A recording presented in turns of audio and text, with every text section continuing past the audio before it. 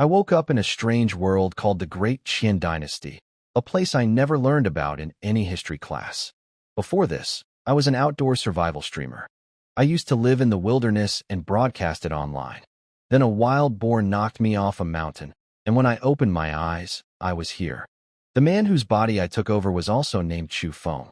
He had a wife and a 5-year-old daughter named Meow Meow. His family treated him badly. His parents favored his older brother because the brother had a son, while he only had a daughter. So they gave him the smallest, worst house and barely any food. The original Chu Feng got sick from the cold and hunger and didn't make it. That's when I took his place. When I arrived, the family hadn't eaten in 2 days. My wife was skin and bones, and my little girl was crying from hunger. I couldn't just sit there feeling sorry for myself. I grabbed a bamboo basket and a small hoe and headed up the mountain to find wild vegetables. The villagers say this mountain is cursed. An old hunter went up once and never came back. They found his body with the organs missing. Nobody goes there, even during the famine. But I had no choice. My daughter Meow Meow secretly followed me, along with our little white puppy I named Bin. Meow Meow is too weak and thin, and I worry about her catching cold out here. In this world, even a simple cold can kill you. But she's stubborn, so I let her stay close. Thanks to my survival skills from my old life, I can recognize wild plants. I found a few shepherd's purse plants and a couple of black nightshade plants. But it's almost winter, and there's barely anything growing. Getting through this winter is going to be really hard. Meow Meow hugged my leg and told me she was hungry. She asked for meat. I promised her I'd buy some, even though I knew I couldn't. The nearby town is poor too. War has driven food prices sky high, and meat is a luxury only rich people can afford. Refugees are already wandering outside the town, and enemy soldiers may attack the border soon. Things are only going to get worse. Just as I was about to keep digging, Bin suddenly let out a sharp cry. Then Meow Meow screamed.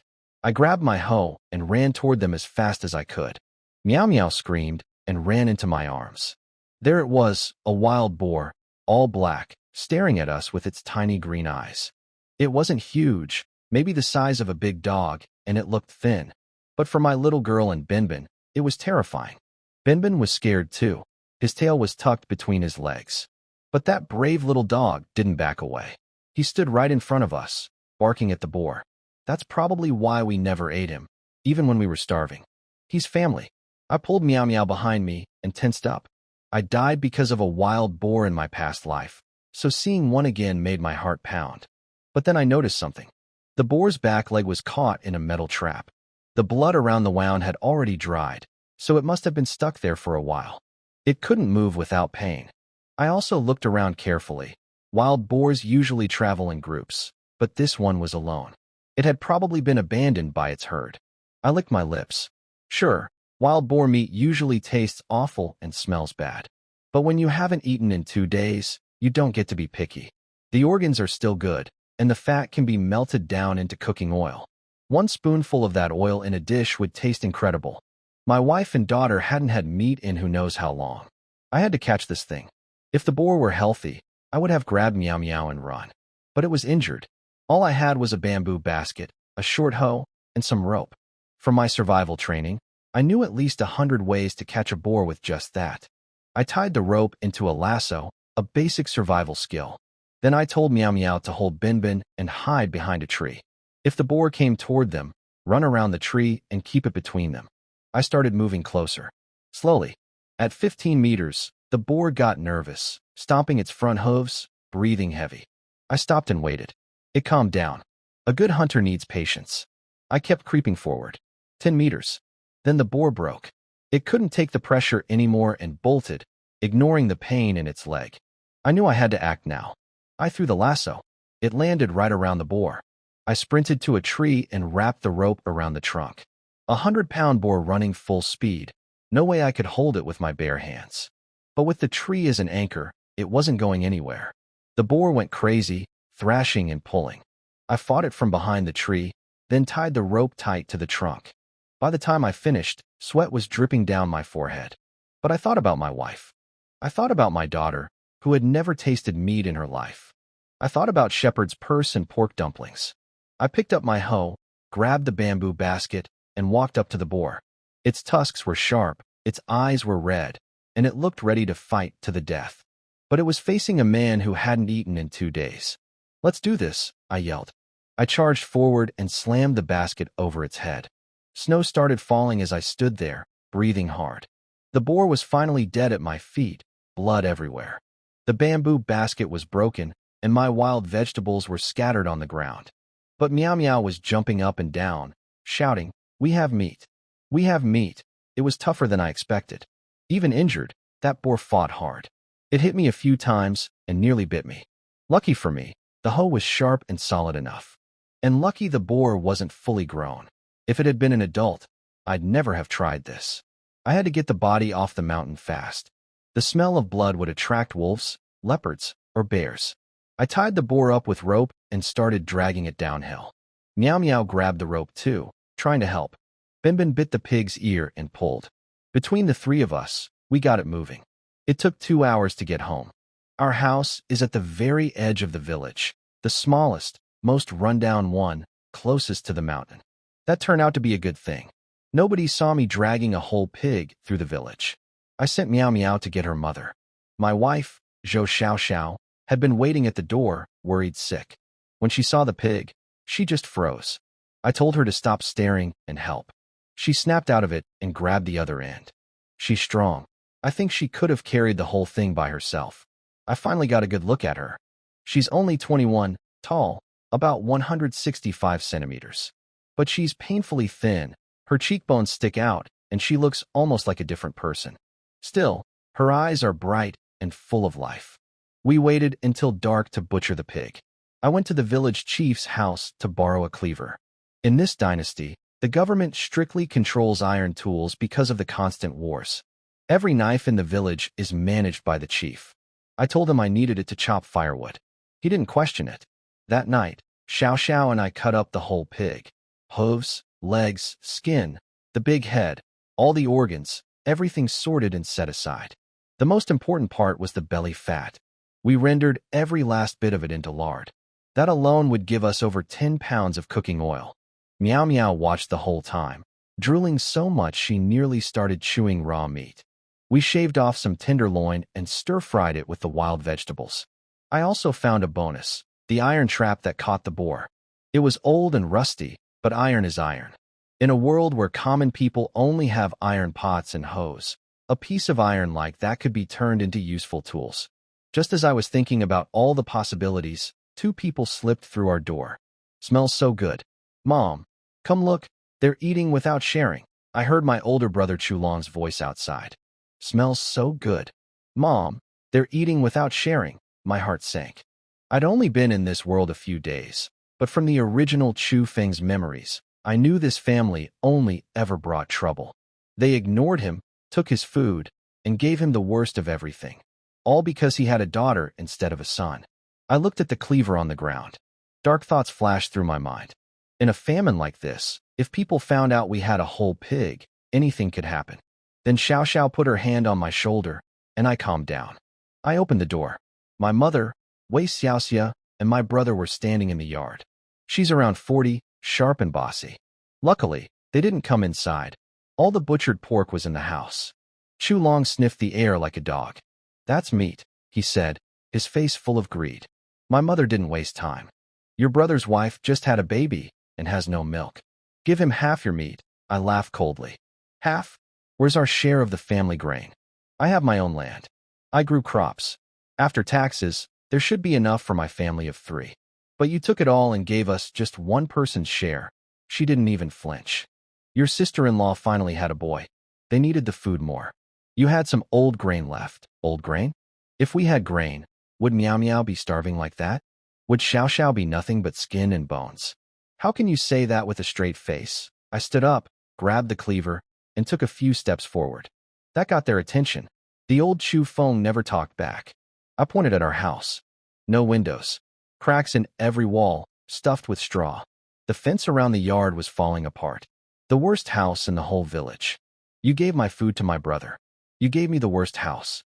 And when I asked you to watch Meow Meow, you fed bread to his kid and gave my daughter water. Now you want half my meat. Why should I? That's what made me the angriest. I could live with the bad house and no grain. But mistreating my little girl, no parent can accept that. My mother's answer was ice cold. She's just a girl. A money-losing deal. She's not really part of the Chu family. Your brother's sons carry the family name. That's what matters. Now hand over the meat, and come plant winter wheat for your brother's family tomorrow. I went quiet. There's no reasoning with people who think like this. When she started walking toward the house to take the meat herself, I slammed the cleaver into the ground right in front of her feet. She went pale. Chu Long screamed. Chu Feng, what are you doing? You'd kill your own mother and brother? Before Chu Long could finish yelling, my mother slapped him across the face. He looked confused. So was I? Then she said, why are you shouting? You want the whole village to know they have meat? So that's how it was. She already considered my stuff hers. She turned to me and put on a serious tone. Your brother's child is your nephew. You can't just watch them starve. As the second son, you have a responsibility. I fired right back. Where was that responsibility when my family was starving? You took my share of grain and gave it to him. You said we had old grain left. If that were true, would Meow Meow and Xiao Xiao look like walking skeletons? Her answer was the same cold nonsense. Everything is for the family. The Chu family will feed you, but not your money-losing daughter. Want food? Tell your wife to have a boy. I almost laughed. Then Chu Long spotted the iron trap on the ground with a small pig's foot still in it. His eyes went wide with greed. I picked it up and told them the trap only caught one leg, which we already ate. All that was left was this little trotter. They didn't believe me, but I didn't care. When Chu Long tried to push past me into the house, I pulled out the cleaver and pointed it at him. Try it. Binbin jumped up too, baring his little teeth. Chu Long froze. Cold sweat ran down his face. He'd never seen the old Chu Feng act like this. He backed down fast. Fine, just share a little. Take off your cotton jacket, I said. Trade it for the pig's foot. What? He couldn't believe it. A cotton jacket in winter is worth a lot. Cotton is a luxury only rich people normally have. He started whining to our mother. She walked over and pulled the jacket off him herself. Pig's foot soup will help your wife make milk for the baby.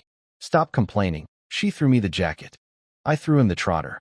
Then they left. After they were gone, I finally relaxed. I don't know how the original Chu Feng put up with being bullied like that. But I'm not him. What's mine, I protect. Xiao Xiao looked at me with worry. In this world, talking back to your parents is a serious thing. But I did it for her and Meow Meow, and I'd do it again. I gave her the cotton jacket to clean up. It would help keep us warmer at night. She started hanging the pork above the chimney to smoke it into preserved meat. I don't love smoked meat, especially without salt, but she was thinking long-term, making it last months. After removing the bones and fat, there wasn't that much meat anyway.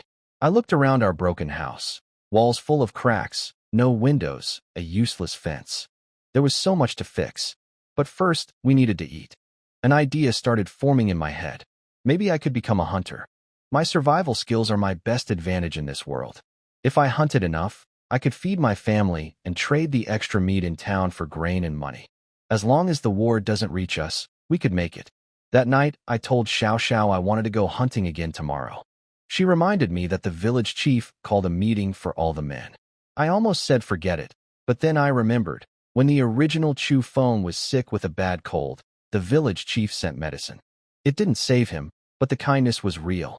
So I decided to show up for the meeting first, then head out to hunt. The next day, heavy snow covered the whole village. I went to the village chief's house to return the cleaver.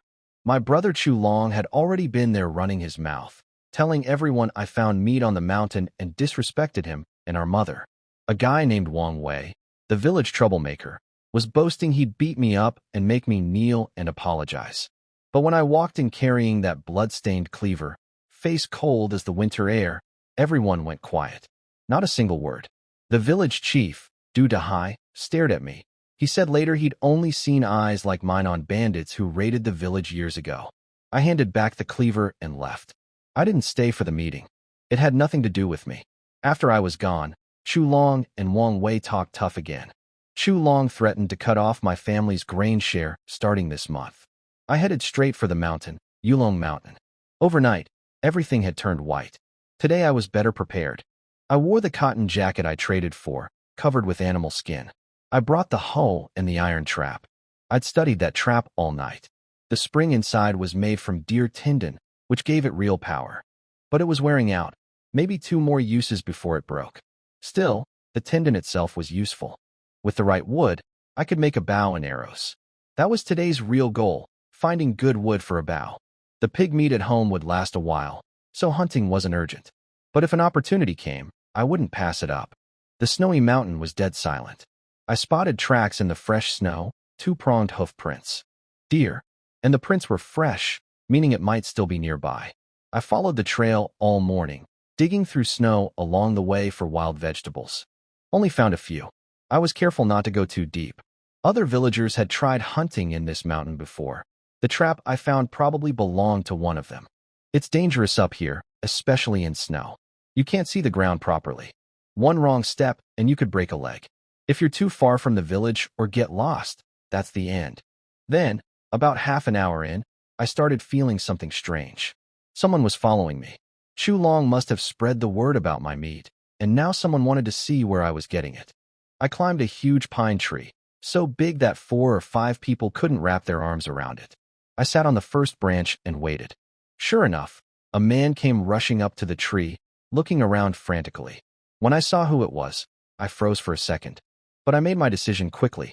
I gripped my hoe tight and jumped down from the tree right on top of him. I jumped down from the tree and landed right on top of the man.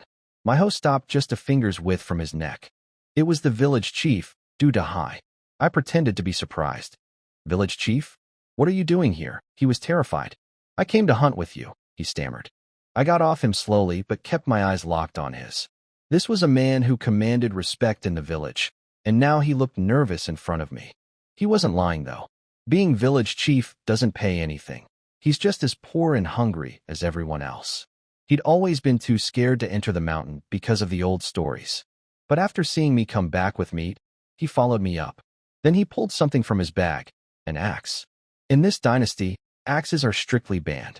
If the government found out you had one, your whole family could be executed. He begged me to help him hunt, offering the axe as a gift. I took it. Good weight to it. If you wanted to hunt together, just say so, I told him. Following someone in the wilderness, I might think you're trying to rob me. His bag was still bulging. He pulled out a bow, no string, old and worn, with dark stains on it. Another forbidden item. By handing me these things, he was putting his life in my hands. If I reported him, his family would be destroyed. That told me he meant no harm. Suddenly, we heard rustling sounds. We both climbed a tree fast. A herd of animals ran past below us. Rock sheep. I was shocked. Rock sheep normally live at high altitudes. What were they doing down here? This made me question where exactly I was in this world. I needed a map. Du Dahai grabbed my arm excitedly, wanting me to act. But I held still. The sheep were running too fast, like something was chasing them. Then it appeared, a snow leopard, white with black spots. It stopped right below our tree and stared up at us with cold eyes. Du Dahai nearly fell off the branch. It's a big cat. If it jumps and grabs your neck, you're done. I wasn't planning to fight it. But I wasn't scared either.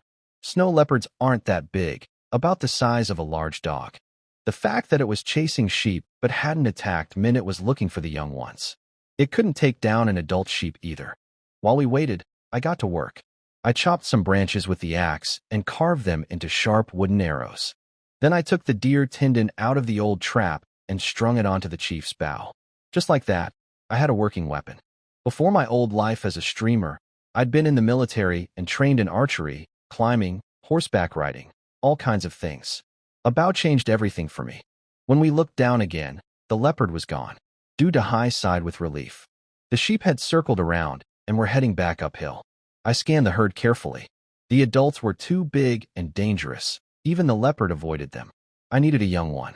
The bow was untested, and I didn't know if it was powerful enough to pierce an adult's thick hide.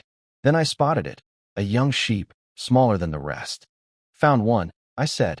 Du Dahai watched in confusion as I drew the bow and let the arrow fly. The arrow went right through the little lamb's neck. The herd of rock sheep barely glanced at it before running off. Not a single one cared. Village chief Du Dahai slid down from the tree next to me, staring in shock. You can shoot a bow? Learned a bit, I said with a smile. We carried the lamb together, one holding the head, the other the legs, and moved fast down the mountain. That snow leopard from earlier could come back any time if it smelled blood. On the way down, the chief told me to take apart the bow and hide it. Then he handed me both the bow and an axe. Keep them. I don't hunt. They're no use to me. I was surprised. These are banned items in this dynasty. The government doesn't allow common people to have weapons. But out here, far from any real authority, they could save my life. I asked him why he always told the villagers the mountain was cursed. He sighed and explained. On the other side of Yulong Mountain is the enemy nation, Xia. The mountain is full of spies, criminals on the run from both countries, and dangerous natives who live up there. Wild animals you can maybe survive. These people, no chance. The old hunter who died on the mountain years ago had his organs removed. No animal does that and leaves the body intact. That gave me a lot to think about. We got back to my house, and Xiao Xiao and Miao Miao were waiting.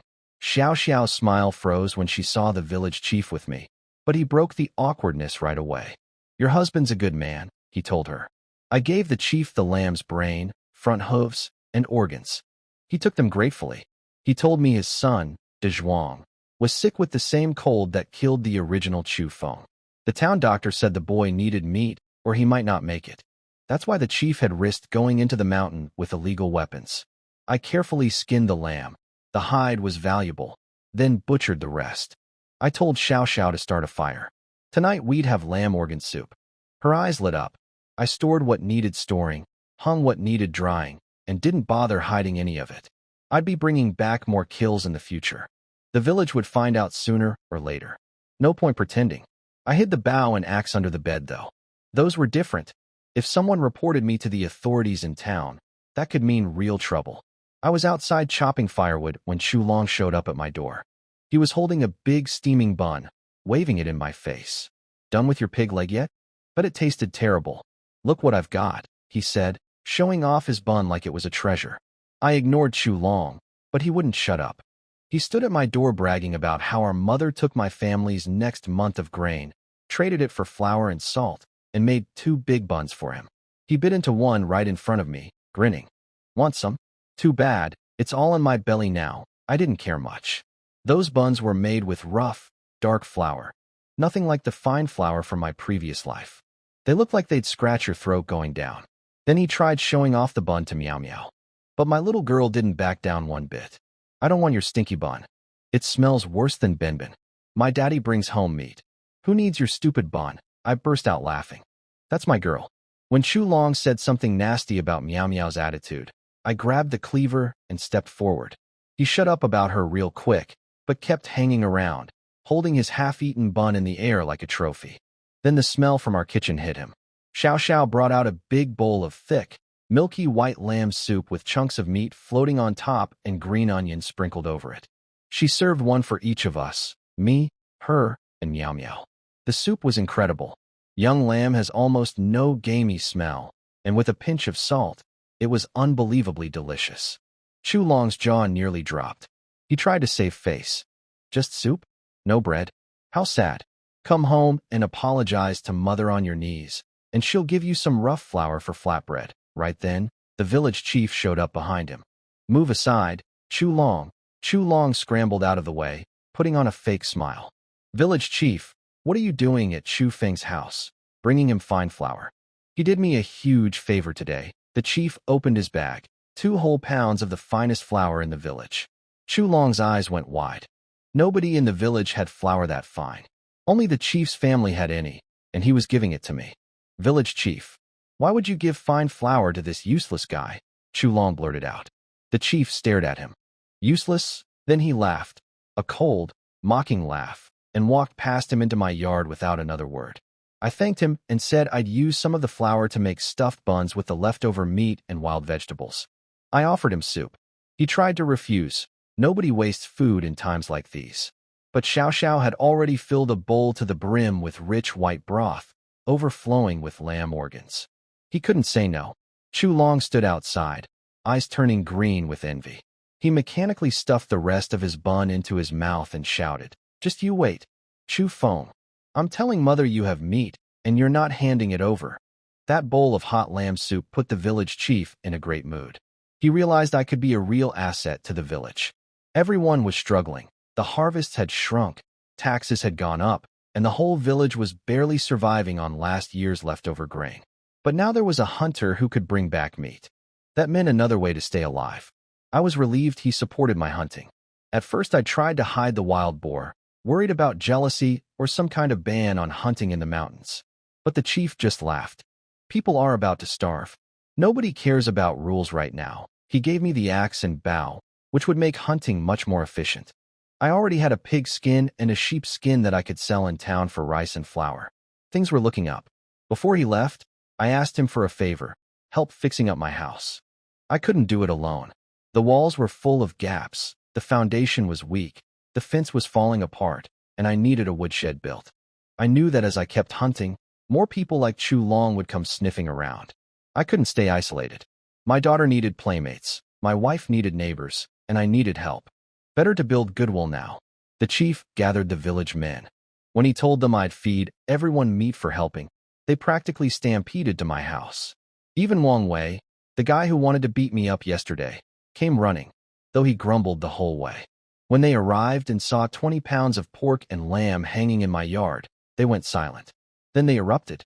Tell us what to do. One guy asked if his wife could come help too. Another asked for a small piece to bring home to his parents. I smiled and said yes to everything. I wasn't stupid.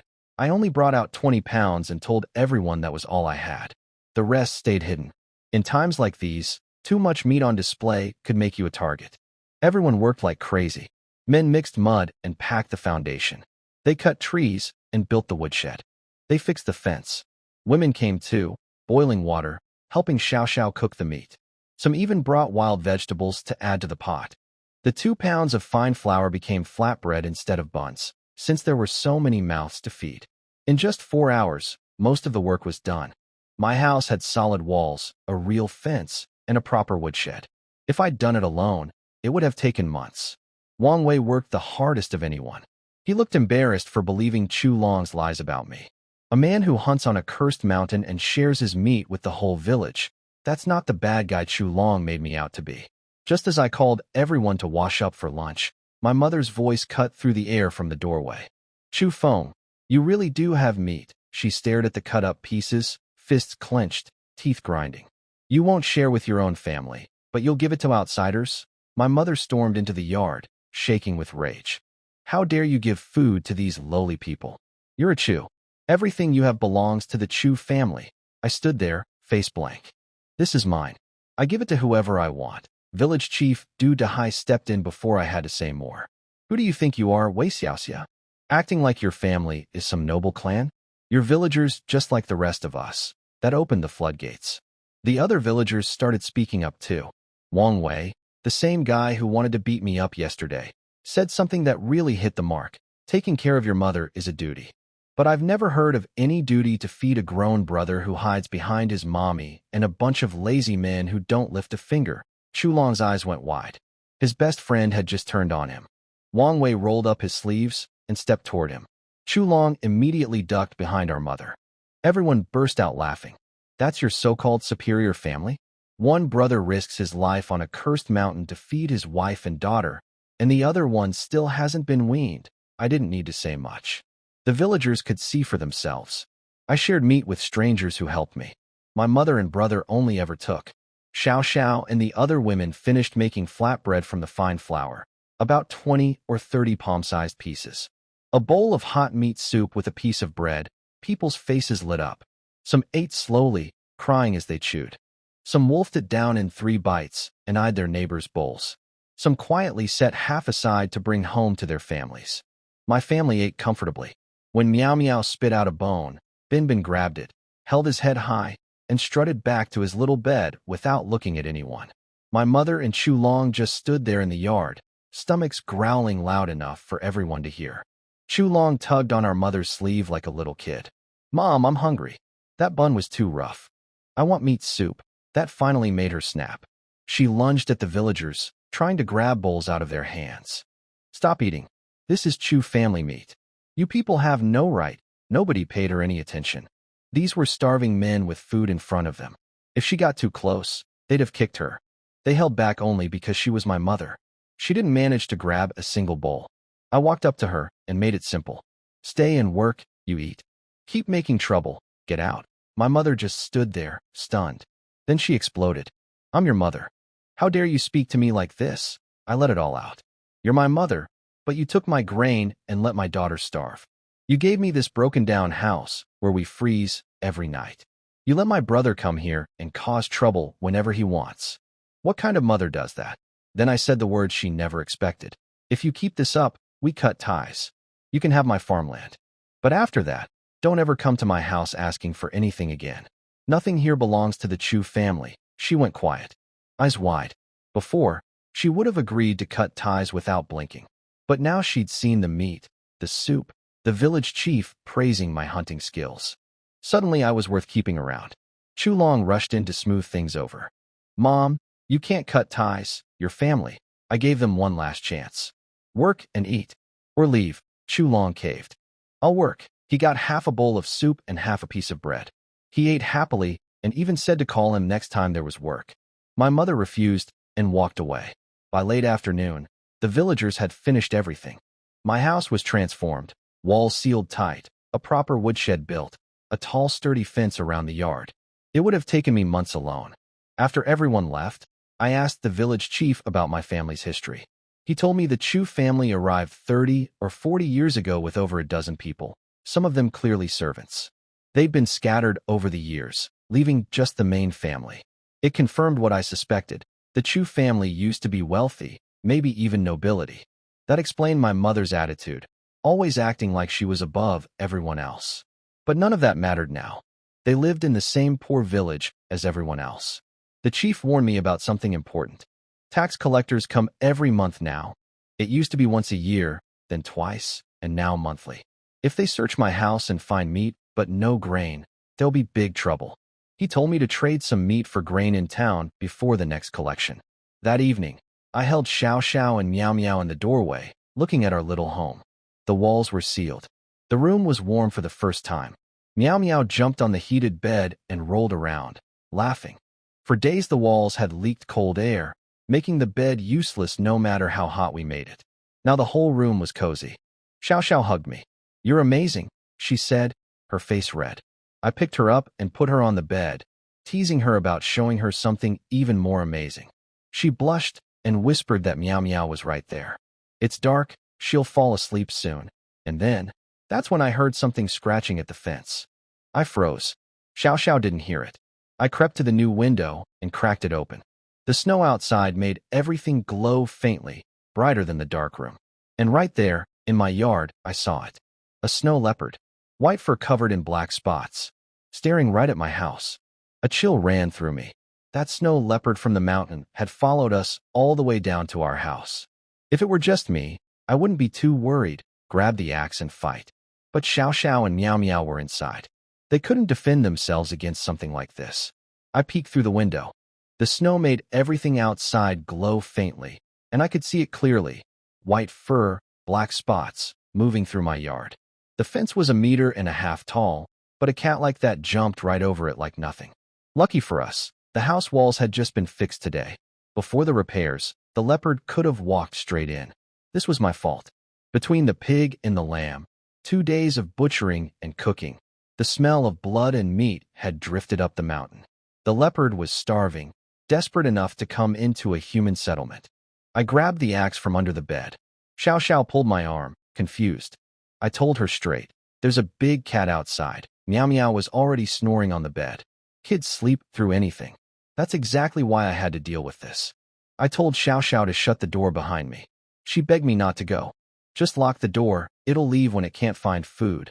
I shook my head. Our meat is in the woodshed. That's our food for the whole winter. And the roof isn't reinforced. If it jumps up there, it could crash right through.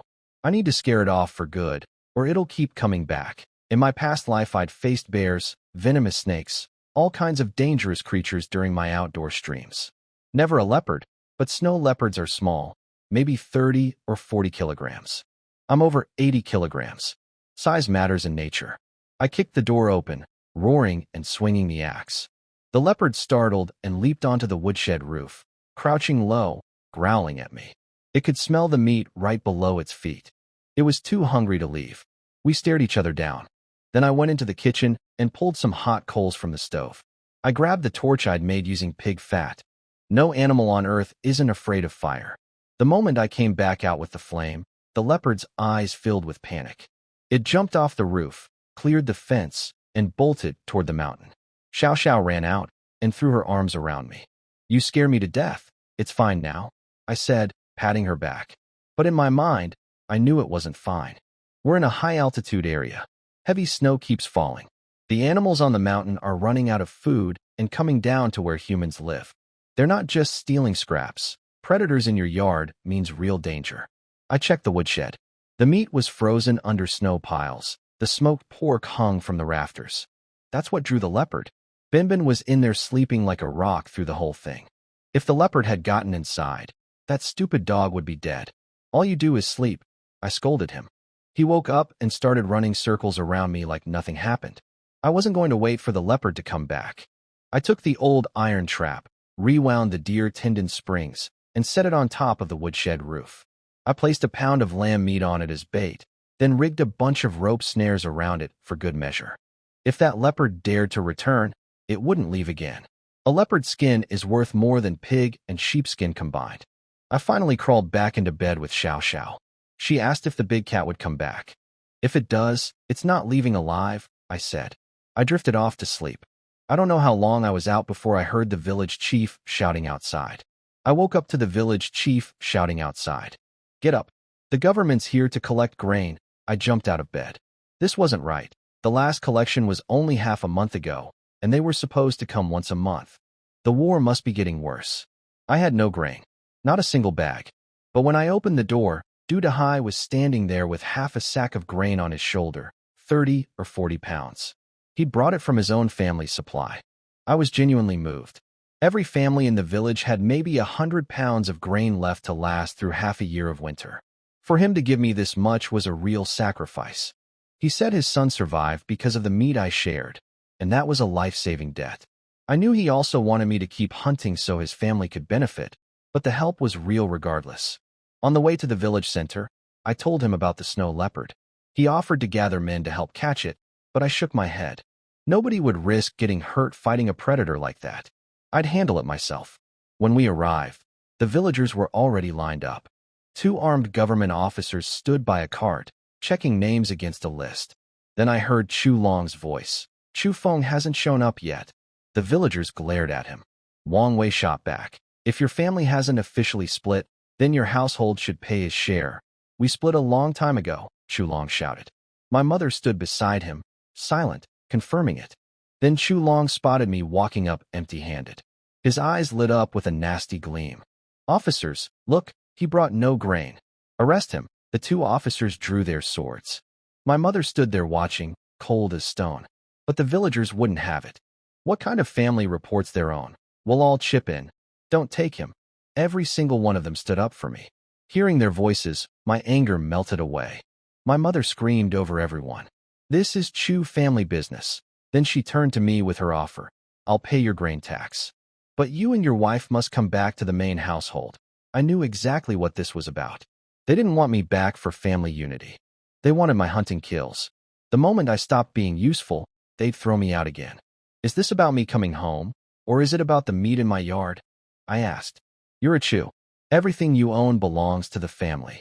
Kneel, apologize, and I'll pay your tax." She thought she had me cornered. She'd been planning this, giving me only 2 people's worth of grain for 3 mouths, knowing I'd run out before tax day. This was her moment to control me. "What if I refuse?" I said. Chu Long jumped in immediately. "Officers, he can't pay. Search his house and arrest him." The villagers were furious, grinding their teeth. They couldn't believe a family could be this cruel. Getting thrown into a government jail during wartime, you might never come out. My mother asked one final time, "Will you come back to the family?" "No." Chu Long's eyes went wild.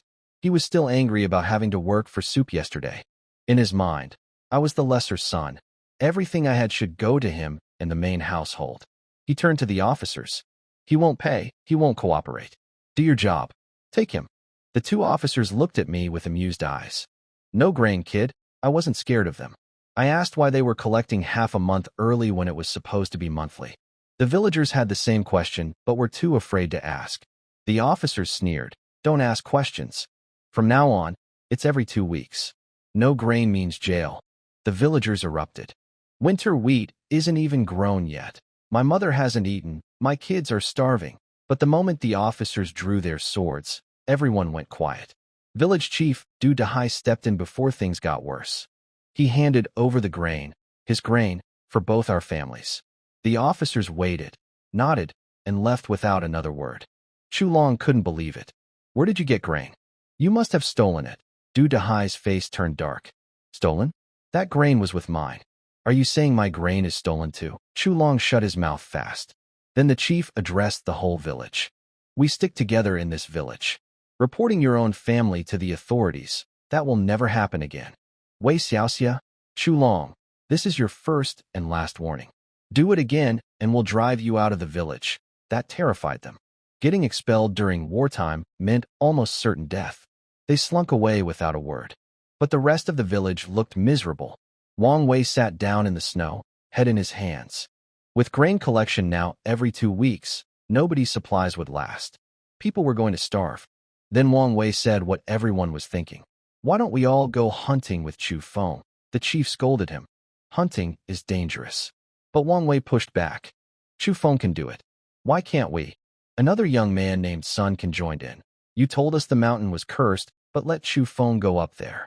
He eats meat while we go hungry. That's not fair. The chief could see he wasn't going to stop them this time. He agreed, but set 3 rules. First, everyone listens to me. I'm more experienced than any of them. Second, nobody wanders off alone. The group stays together. Third, no fighting over kills. Everything gets shared equally, so the whole village survives. I agreed. We saw that herd of rock sheep up there. Catch just 2 and the whole village eats. Then a thin young man stepped forward. The chief's son, Du Cheng, 26 years old. He'd been sick and weak his whole life. I could see right away it was just severe malnutrition causing a weak immune system. Back in my old world, some medicine and proper food would fix him easily. Here, just staying alive was a miracle. He begged his father to let him come along. If you won't let me go, I'll run into the mountain alone and never come back. I'd rather die than keep being a burden. The chief's face twisted with pain, but he gave in. Fine, but you follow orders. Du Dahai turned to the whole group. Everyone go home, grab your tools, meet at Chu Feng's house. We're going hunting. As the crowd broke up, I caught a glimpse of Chu Long hiding behind a house, watching us. He was muttering to himself, hunting? Following that loser who got lucky with a pig leg? I'll make sure you all end up in jail. Over 20 of us headed up the mountain, 1 young person from each household. The youngest was 14, the oldest was Chief Du Dahai at 40-something. Everyone was bundled up thick, trudging through deep snow. That's when I noticed something interesting. Almost every family had illegal weapons hidden away, axes, sickles, even a sword. Du Dahai made everyone swear to keep quiet about it. Anyone who reports this gets dealt with by village rules. In this era, village punishment could mean death. Nobody argued. I brought out my axe and bow.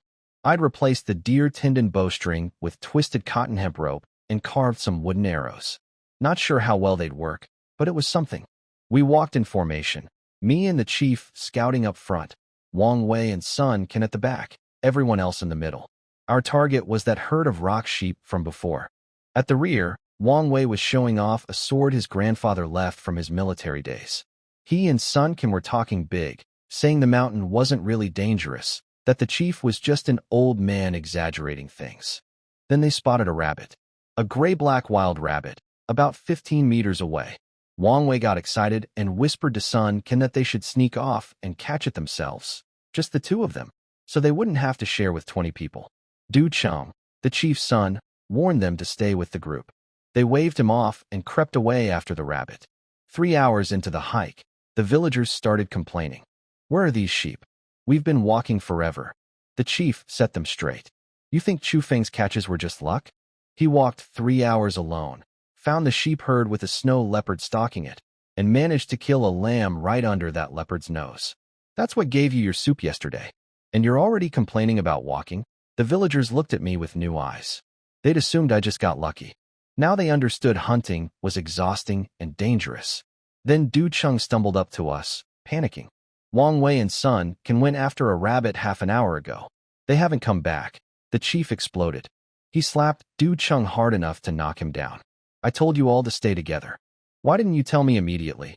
I pulled the chief back. Blaming people won't help. We need to find them. The mountain was enormous and covered in snow. They'd been gone over an hour. They were probably lost.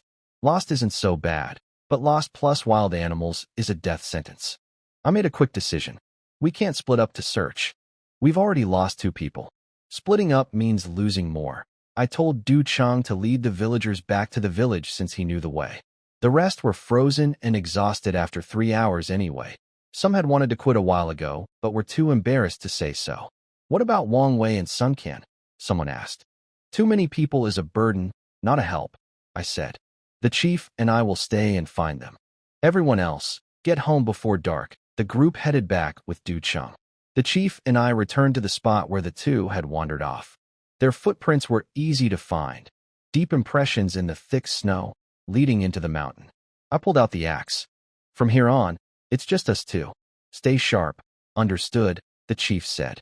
We followed the tracks deeper into the mountain. The wind and snow got heavier as we followed the footprints up the mountain. Visibility was dropping fast.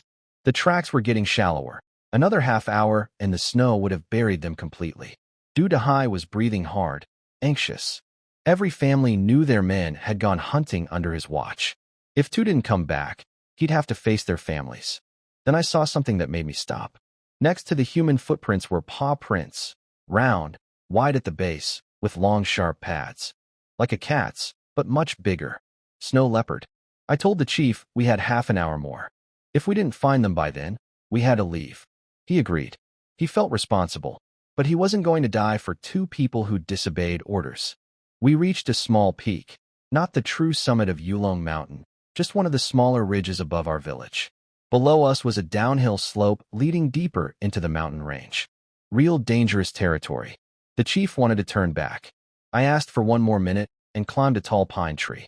From up high, I scanned the landscape, looking for one thing: red.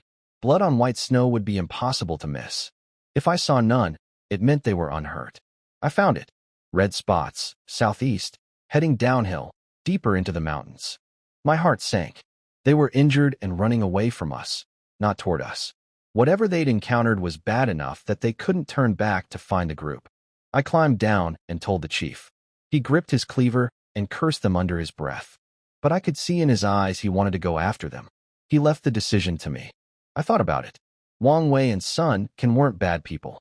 Wang Wei talked too much and liked to show off, but when I needed help fixing my house, he worked the hardest. Sun Qian was quiet and decent. They were young and reckless, not evil. Nothing like Chulong. Let's go down. One quick look. If we still can't find them, we turn back. We went downhill into a flat area thick with pine trees. Then we heard it, the low growl of a snow leopard. That was actually good news. A snow leopard alone is manageable. Its fighting power is about equal to 1 adult man, and there were about to be 4 of us. I spotted blood trails. We were getting close. When we climbed over a small hill, we finally saw them. Wang Wei and Sun Qian were sitting back to back in the snow, tied together with rope.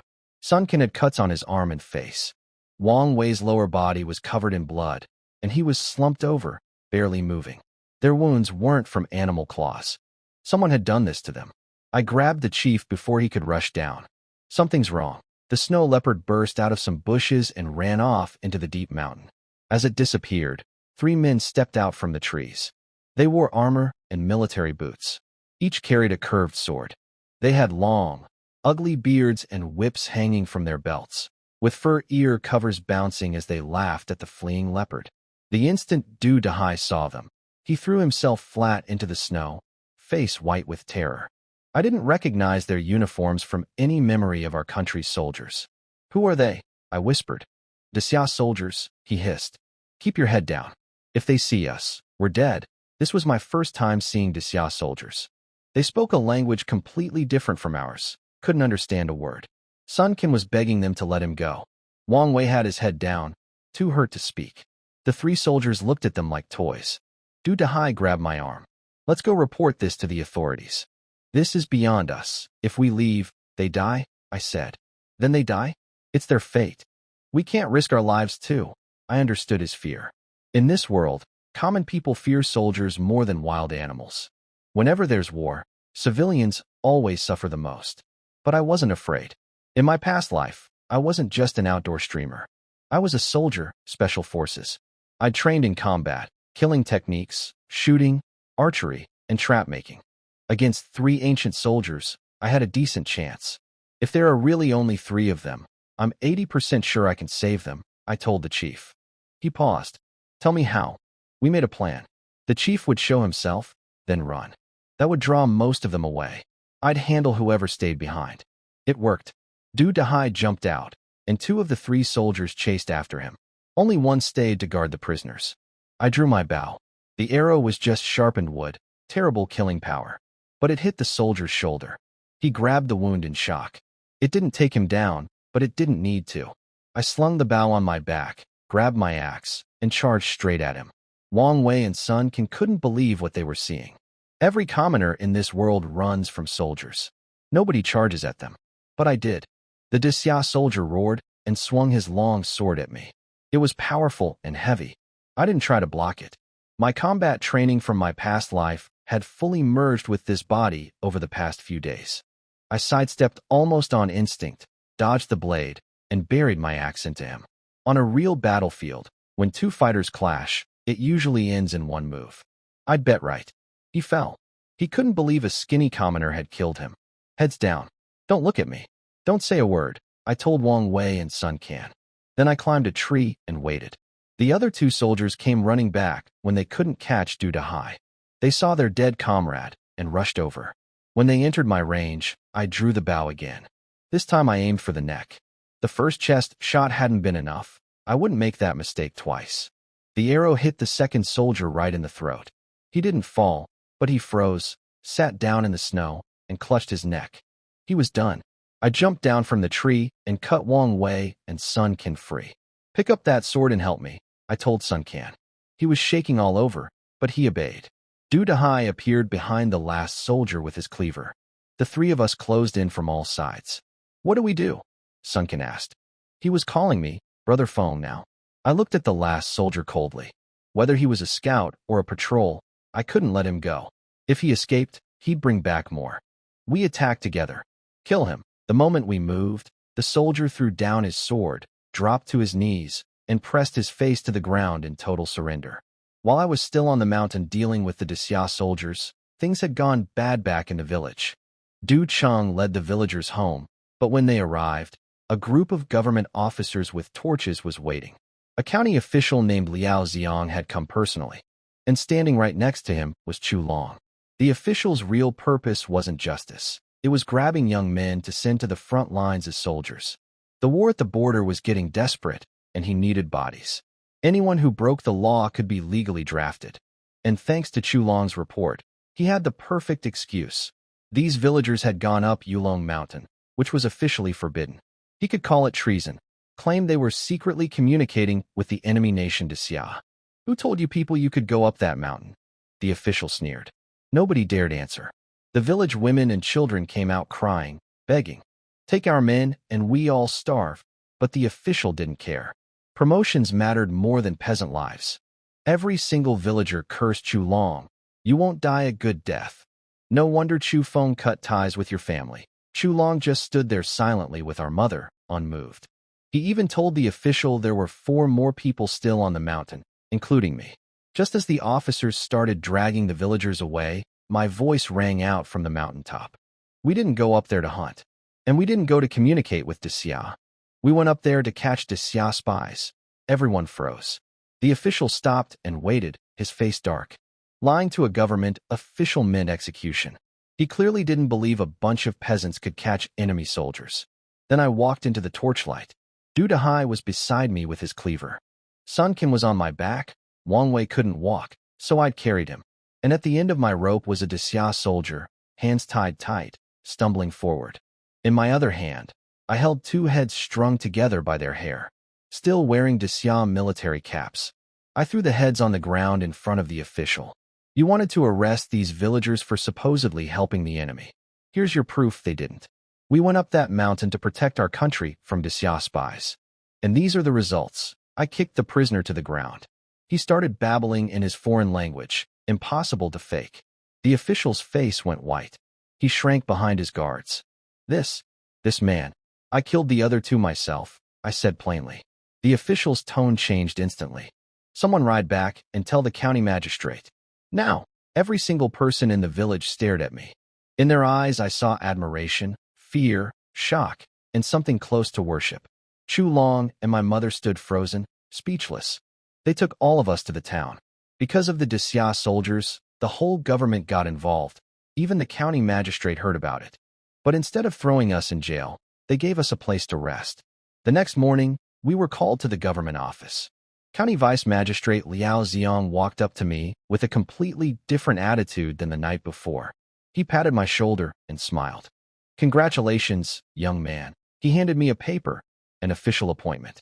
I'd been named the Mountain Patrol Guard of Yulong Mountain for killing 2 enemy soldiers and capturing 1. It wasn't a real government position, more like a forest ranger. Not much pay, but 2 things mattered. I could now hunt on the mountain legally, and I no longer had to pay grain taxes. The villagers crowded around to congratulate me.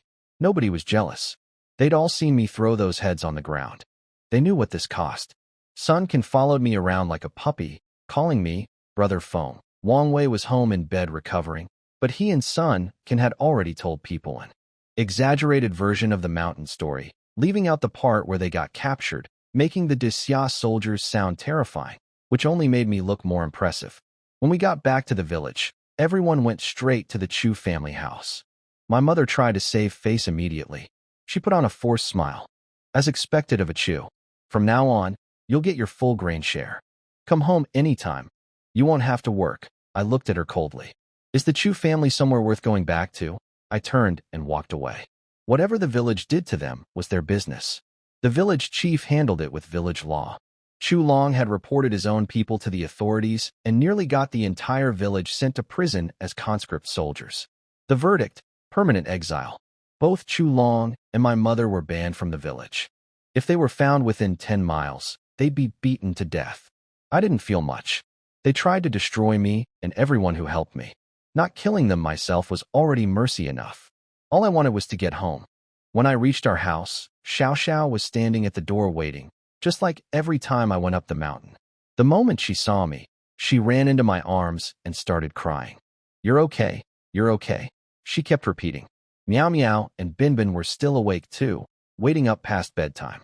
Meow Meow's little face was scrunched up, ready to cry, but I told her not to. She swallowed the tears, and her puffy expression made me laugh out loud. Xiao Xiao cooked a late meal. She steamed some sorghum rice the village chief had given us, then mixed in pork lard cracklings and chopped wild scallions. Simple pig fat rice, but after the day I'd had, it smelled like heaven. Meow Meow begged for a bite. I spooned some into her mouth. How does it taste? She shook her head. I don't know. Did the dog eat it instead of you? I glanced at Bin Bin. No, I ate it too fast and didn't taste anything. Give me another bite. Xiao Xiao and I burst out laughing. We gave her a full bowl. The 3 of us ate our pork fat rice together, then climbed onto the warm bed. I lay there thinking. I was officially a mountain patrol guard now, higher rank than the village chief. No more hiding my catches. Tomorrow I'd sell the pelts and extra meat in town, buy some grain and supplies. We couldn't just eat meat all the time. We'd need vegetables and grains too. Just as I was drifting off to sleep, I heard it. Snap. The iron trap on the woodshed roof. Something had triggered it. I threw off the blanket and ran outside. That night, the trap on the woodshed roof snapped shut. I grabbed my axe and ran out. Bin Bin was barking. At least he woke up this time. But when I climbed up to check, the trap had closed on nothing. The meat was gone. Leopard paw prints on the roof told me everything. That clever cat had snatched the bait and escaped the trap. Lucky animal, I muttered. I locked everything up tight, brought Bin Bin inside our room, and went back to sleep. Before dawn, I was up. Today was market day. Xiao Xiao helped me prepare everything. 40 pounds of pork and 40 pounds of lamb, plus the 2 animal hides. 80 pounds total on my shoulders. At the village entrance, a man named Zhao Yuxiang was waiting with the village cart. When he saw all the meat, his jaw dropped. They said you got lucky on the mountain. This isn't luck, this is skill. On the way, I learned more about the area. Our village, Yulong Village, was under Shuling Town, which also controlled two other villages, Taoyuan and Shiliu. Beyond the town was Shuetia City, the biggest city nearby, sitting right at the border with the Xia. The two nations had been fighting over Yulong Mountain for years, and ordinary people like us paid the price. When we reached the town market, it was surprisingly busy. Merchants, restaurants, even a brothel, all running like there was no war at all. Meanwhile, villagers outside were starving to pay grain taxes. That's the ancient world for you. I set up my meat and hides, and within minutes a man approached. He was the owner of Spring Wind Restaurant, a nice-looking place in town. Is that pork and lamb? I'll take all of it. Come with me. I was shocked it sold so fast. He explained that there were no more slaughterhouses. All food supplies were being sent to the front lines. Restaurants had to buy from whoever they could find. He counted out the payment. Pork at 5 copper coins per pound, lamb at 6. 40 pounds of each came to 450 coins, roughly half a tael of silver. That was serious money for a villager. Then he stopped me before I left. Can you keep supplying me? We're always short on ingredients. I told him I was the official mountain patrol guard now. His face lit up. Perfect. One more thing. There's a rich man's birthday feast coming up. I need oil toads and crayfish. 10 coins per toad, 2 coins per crayfish. However many you can catch, I'll buy them all. 100, 1,000. I'll take every single one. My eyes lit up. You mean it? My name is Lu Wenliang. This is my restaurant. I stand by my word. I shook his hand. Deal. See you soon, Boss Lu. For 150 copper coins didn't go as far as I'd hoped. Fine grain cost a fortune, 1 tael of silver per stone. I only bought 10 pounds, which ate up over 100 coins. Then I spent another 100 on some cheap makeup and powder for Xiao Xiao. She deserved something nice. 10 more coins on 2 candy figurines for Meow Meow. Just like that, half my money was gone. This won't last, I thought. 1 pig and 1 sheep wasn't enough to build a good life. When I got back to the village, Du Dehai met me at the entrance looking worried. Hurry home. Your father is causing trouble at your house. My father? I'd almost forgotten he existed. The original Chu Feng's memories barely included this man. He was basically a deadbeat, spent his whole life lying in bed, never worked a day, never earned a single coin. When the village expelled my mother and Chu Long yesterday, this so-called father didn't even show his face. Now he suddenly appeared. When I arrived, the old man was pulling Meow Meow by the arm, trying to drag her away. Xiao Xiao was holding our daughter tight, refusing to let go. Villagers stood around yelling at him to stop. The old man was screaming like a lunatic. Chu Feng threw out his own mother and brother. I can't live anymore. I'm taking his daughter to the river.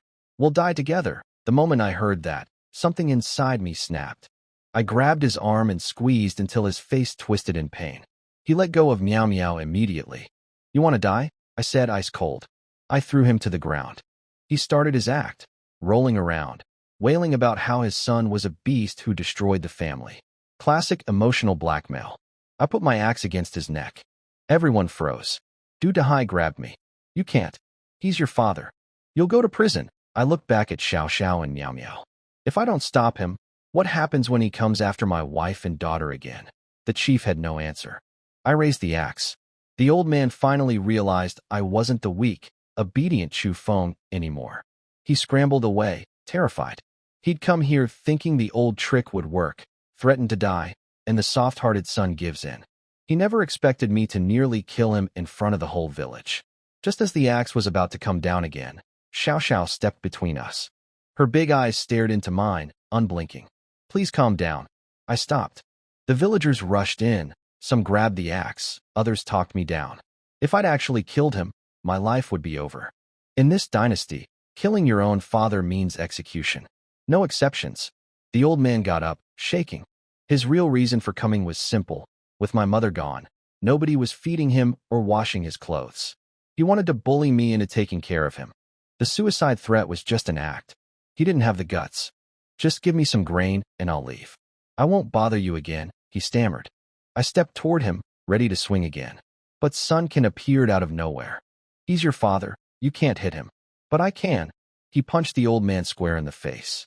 The old man turned to run and Wang Wei tripped him, sending him face first into the dirt. Sunken shouted, if you ever come near Brother Feng's family again, I'll be right here waiting. Nobody touches his daughter or his wife. Wang Wei stood up too, coughing but firm. If Sun Can didn't scare anyone, Wang Wei, the village tough guy, certainly did.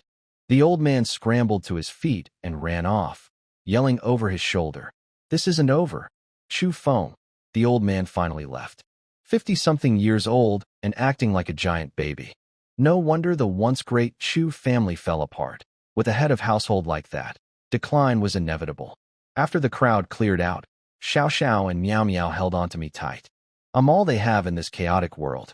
Xiao Xiao's voice was still shaking when she asked me to never be that reckless again. I promised her I wouldn't. I gave her the makeup powder I'd bought. Just like that, all the fear disappeared from her face.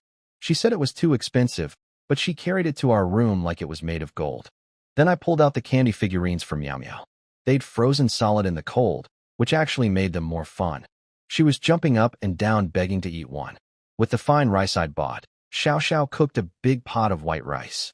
It smelled so good you didn't even need a side dish. I had her pack a large bowl for the village chief. He'd done so much for us, helped with grain, gave me weapons, and just today stopped me from making the worst mistake of my life. I owe that man. At the chief's house, his family welcomed me warmly. Du Cheng sat quietly in the corner. They were actually eating meat now. My hunting had improved their lives too. Over dinner, I told the chief I planned to keep hunting. He tried to talk me out of it. You're a patrol guard now. You get a salary, no grain tax. You could live peacefully. I was honest with him. As long as this war continues, there's no peace here. I want to take my family somewhere safe, a real town or a city. For that, I need serious money. He went quiet. Then he stood up and dug through a shelf until he found an old sheepskin scroll. When he unrolled it, my eyes lit up. It was a map of Yulong Mountain. He explained that the village's ancestors were soldiers stationed here to guard against Xia spies. That's why every family had hidden weapons, and that's where this map came from, passed down through generations. I studied it carefully. It was rough and small, just 2 palms wide, but I could make out a red dot at the bottom marking the village, mountain terrain with dotted paths above it, and on one side, a river. There's a river up there? I asked. Yulong Mountain is half a snow mountain. When the snow melts, streams flow downhill. The creek by Taoyuan village starts up there. My mind raced. If there's a river, there are crayfish. The restaurant owner said he'd pay 2 coins each, and 10 coins per oil toad. Unlimited quantity. The chief saw where I was going and shut it down immediately. Forget it. Between here and that river is a dense forest. There's a bear in there that's killed who knows how many people. That's the real reason Yulong Mountain is so dangerous. Keep hunting on the outskirts. I nodded and didn't argue. But I noticed Du Cheng's eyes light up when he heard about the prices. I thanked the chief and headed home. Behind me, I could hear his wife saying, "Such a talented young man. It'd be a shame if he got himself killed." Du Cheng quietly said he was done eating and left the room too. I stayed home for a few days, keeping an eye on things. The snow leopard hadn't come back since it stole that meat, and my father stayed locked up in the Chu house. Good, but our food was running low. I always cooked enough for Xiao Xiao and Miao Miao first, which meant supplies disappeared fast. I couldn't go to town too often either. In times like these, showing up regularly with meat to sell makes you a target. Once a month was the plan. Early that morning, Xiao Xiao made 4 big rice balls stuffed with wild vegetables, salt, and a bit of oil. I told her to keep 2 since they were made with our precious white rice. She refused and packed all 4 into my basket. I kissed her before leaving. She turned bright red. Women in this era aren't used to that kind of thing. "Come back safe?" she whispered. This time I had the sheepskin map tucked in my coat. My plan was to push through the dense forest and find the source of the stream that flows down to Taoyuan village. The restaurant owner wanted oil toads at 10 coins each and crayfish at 2 coins each, and he'd buy as many as I could bring. In my past life, I'd seen both species in the northeast wilderness. The toads are actually northeast forest frogs, small but packed with flavor, better than bullfrogs. The crayfish are smaller than regular ones, but incredibly delicious. They only survive in perfectly clean water. Both creatures live near streams, and both would be near that river on the map. The toads would be hibernating in winter, but they'd still be findable near the water. I'd barely left the village when I spotted 3 figures squatting at the entrance, bundled up so thick they looked like bears. Sun Can, Du Cheng, and Wang Wei. "Brother Feng, we've been waiting for days. They'd been getting up before dawn every morning, hoping to catch me heading out. Du Chung admitted he'd overheard my conversation with his father about the toads and crayfish. He knew I'd go after them eventually. For people is safer and faster than one. We'll do whatever you say. Just give us 20%. He had a point. More hands meant more catches and better safety. All three had brought tools and supplies. They'd been planning this. Fine. But you follow my orders. No exceptions. The four of us headed deep into the mountain. No snow falling today, but bitterly cold. We followed the map toward the dense forest, the same place where I'd rescued Wang Wei and Sun Can from the Xia soldiers. Think those soldiers are still around? Sun Can asked nervously. Probably not. Those three were likely lost and stumbled into you two unlucky idiots by accident. Wang Wei smacked Sun Can. He called you an unlucky idiot. Sun Can smacked him back. Being young, the banter kept the mood light. Du Chung studied the map as we walked. We'd been in the forest nearly an hour, getting close to the northern edge. Beyond that, the stream's upper section should be nearby, the source of Taoyuan Village's creek. The guys were relaxing. Du Chung laughed. Dad said there's a bear in this forest. We've walked an hour and haven't seen anything. Wang Wei chuckled. It's winter. Bears hibernate, remember? Right then, I stopped dead. I raised my hand, and everyone went silent. I stared into the heavy snow ahead, frowning. You're right, I said slowly. Bears are supposed to be hibernating. So why isn't this one?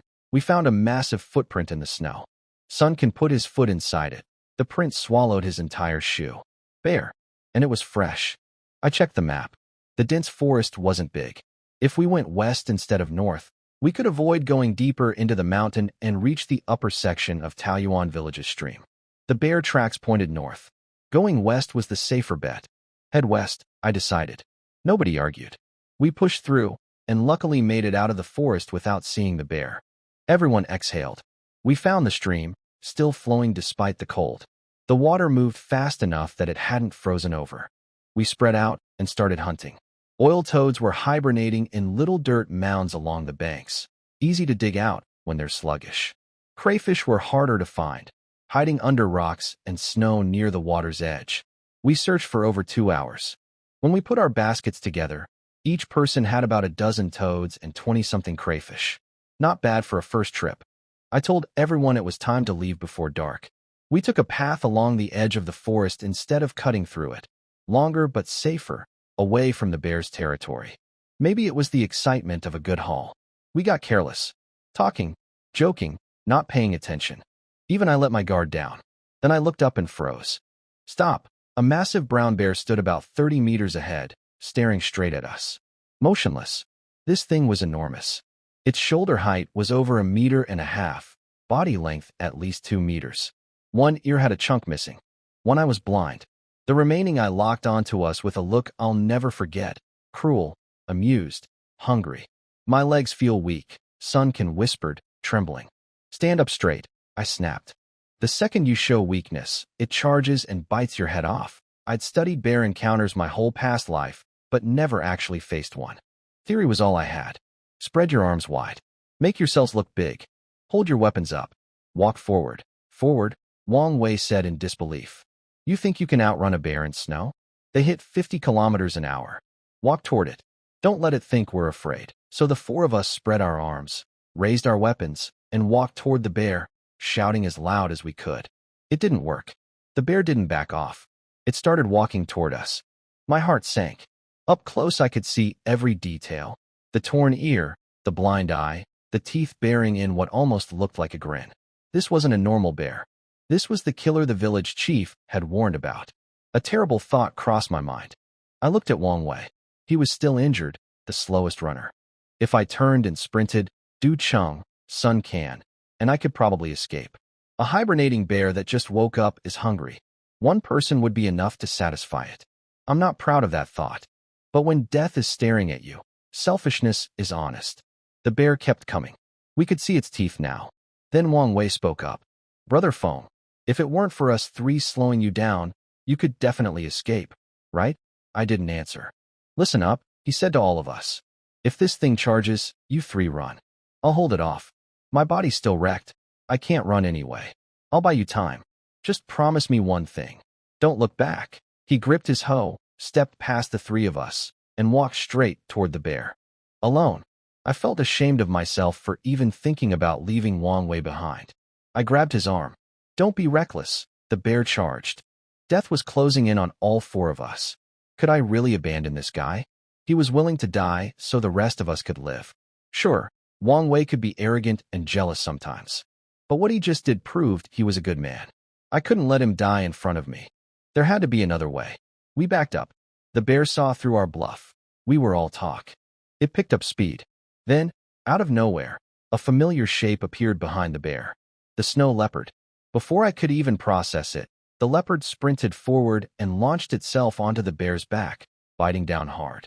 The bear roared, a sound that echoed across the entire mountain range. Its skin was thick, but that bite hurt. My first thought was that we were finished. A bear and a leopard? But then I realized the leopard wasn't attacking us. It was attacking the bear. On purpose. Why would a snow leopard pick a fight with something that could kill it easily? I had no idea, but I knew an opportunity when I saw one. Run, we sprinted. Sun Can and I grabbed Wang Wei under each arm. Du Cheng pushed from behind. We ran until the sky turned black. Thanks to the map and my sense of direction, we barely made it back to the village before total darkness. At the bottom of the mountain, we looked at each other and laughed, the kind of laugh that only comes after nearly dying. The three of them gave me all their crayfish and toads. Then Wang Wei shook his head. I believe the village chief now. That mountain might not be cursed, but it's deadly. This life isn't for me. Du Cheng and Sun Can didn't say it out loud, but their eyes said the same thing. They were done. Honestly, even I was shaken, and I'd been doing outdoor survival my whole past life. That night, I couldn't sleep. Why did that snow leopard save us? Wild animals don't think like that. Attacking a bear is basically suicide for a leopard. It made no sense. Before dawn, I packed up the toads and crayfish for the market. I opened the front door and took 2 steps, then froze. Something was lying by the fence. I grabbed my axe. "Get inside," I told Xiao Xiao. It was the snow leopard, lying in the snow, breathing heavily. Its belly and back were torn up from the fight with the bear. The blood had frozen solid on its fur. It looked like it had been waiting there all night. When it saw me, it slowly stood up. It had something in its mouth. It walked toward me, closer than we'd ever been. My skin crawled. Every hair on my body stood up. I gripped the axe, ready to strike. But it wasn't attacking. A few meters away, it opened its mouth and set something down in the snow. A tiny creature tumbled out, flailing around, letting out a soft, kitten-like cry. A cub. The snow leopard looked at me one last time. Then it turned and disappeared into the falling snow. The snow leopard ran off, leaving me and Xiao Xiao staring at the tiny creature squirming in the snow. It was a snow leopard cub, eyes still closed, crying like a newborn kitten. Looked just like a baby cat. I pieced it together. The leopard was a mother. She probably had several cubs, and the bear likely killed the rest. That's why she attacked the bear yesterday, revenge. And that attack is what saved our lives. She'd been alive long enough to develop some kind of intelligence. She knew she was too injured to raise her last cub, so she brought it to the one human who'd once given her food. The irony stung. That meat had been bait in a trap meant to catch her. "What's happening?" Xiao Xiao asked, bewildered. "Just bring it inside," I said. We had no milk, so Xiao Xiao mashed some rice into water and made rice soup for the little thing. I couldn't stay. The toads and crayfish needed to get to the market while they were still alive. I rushed to town, sold everything to Boss Lou at Spring Wind Restaurant for 1 tael of silver total. I split it with the guys as agreed, 20% each for them, 40 for me. That came to 400 coins for me. I delivered their shares and hurried home. When I got back, I heard a low growl outside. My hand went to the axe. But once again, the leopard meant no harm. She was dragging a small roe deer toward our house. When she saw me, she let it go and disappeared into the snow. I stood there stunned. She'd brought us food. The family supplies were getting low, and I'd been planning another hunt. Now I didn't have to. She'd caught a small one, probably all she could manage while injured. Do the animals here really have souls? I wondered out loud. Maybe, Xiao Xiao said. Old folks used to talk about spirit animals on the mountain. I put the little cub in the woodshed. Binbin kept sniffing it and barking, but the cub just drank its rice soup and fell asleep. Peaceful little thing. Since I'm officially the mountain patrol guard now, I butchered the deer right out in the open. No more hiding. Village chief Du Dahai came by. He asked if he could buy some meat, then got a bit awkward. He explained that the village had held a meeting that morning. With the government collecting grain more and more frequently, families were running out. They wanted to ask if I'd sell my extra meat directly to the villagers at a slightly lower price than the town market. Just 2 or 3 coins less per pound. I said yes without hesitating. It was simple math. Hauling meat to town costs me half a day and a lot of energy, with no guarantee I'll sell everything.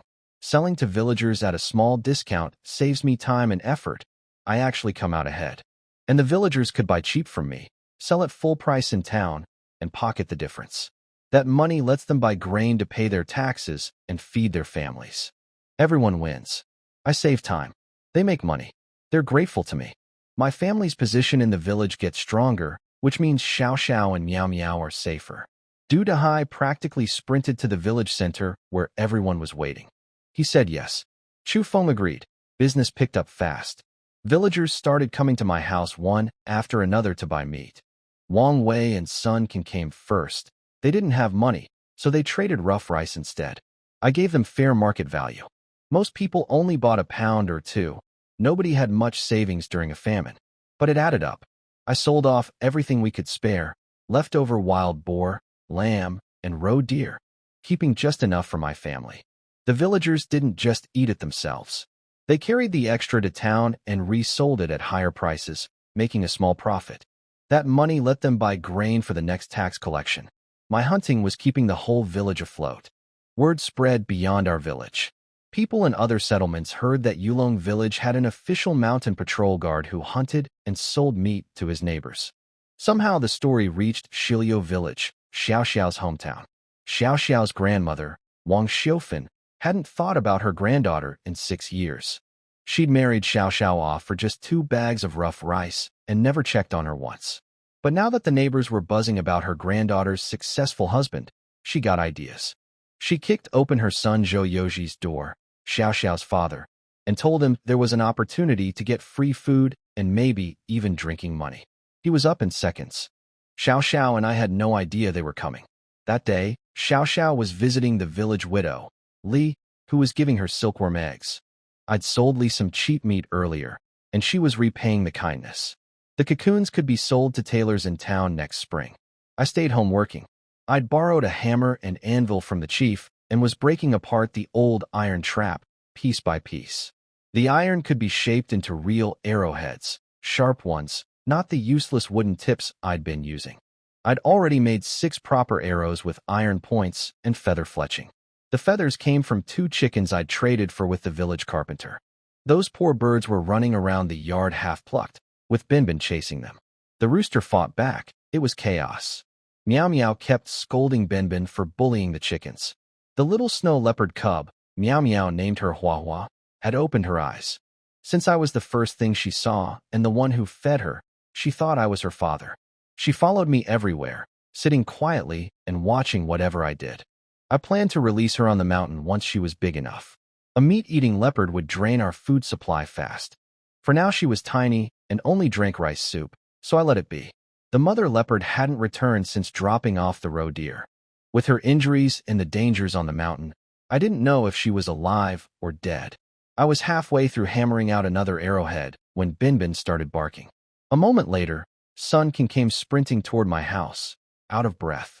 Brother Phone, get to the village entrance. Someone's trying to take your wife. My blood went cold. Someone was grabbing Xiao Xiao? In my own village? I snatched the axe and ran. I heard the commotion before I even got close.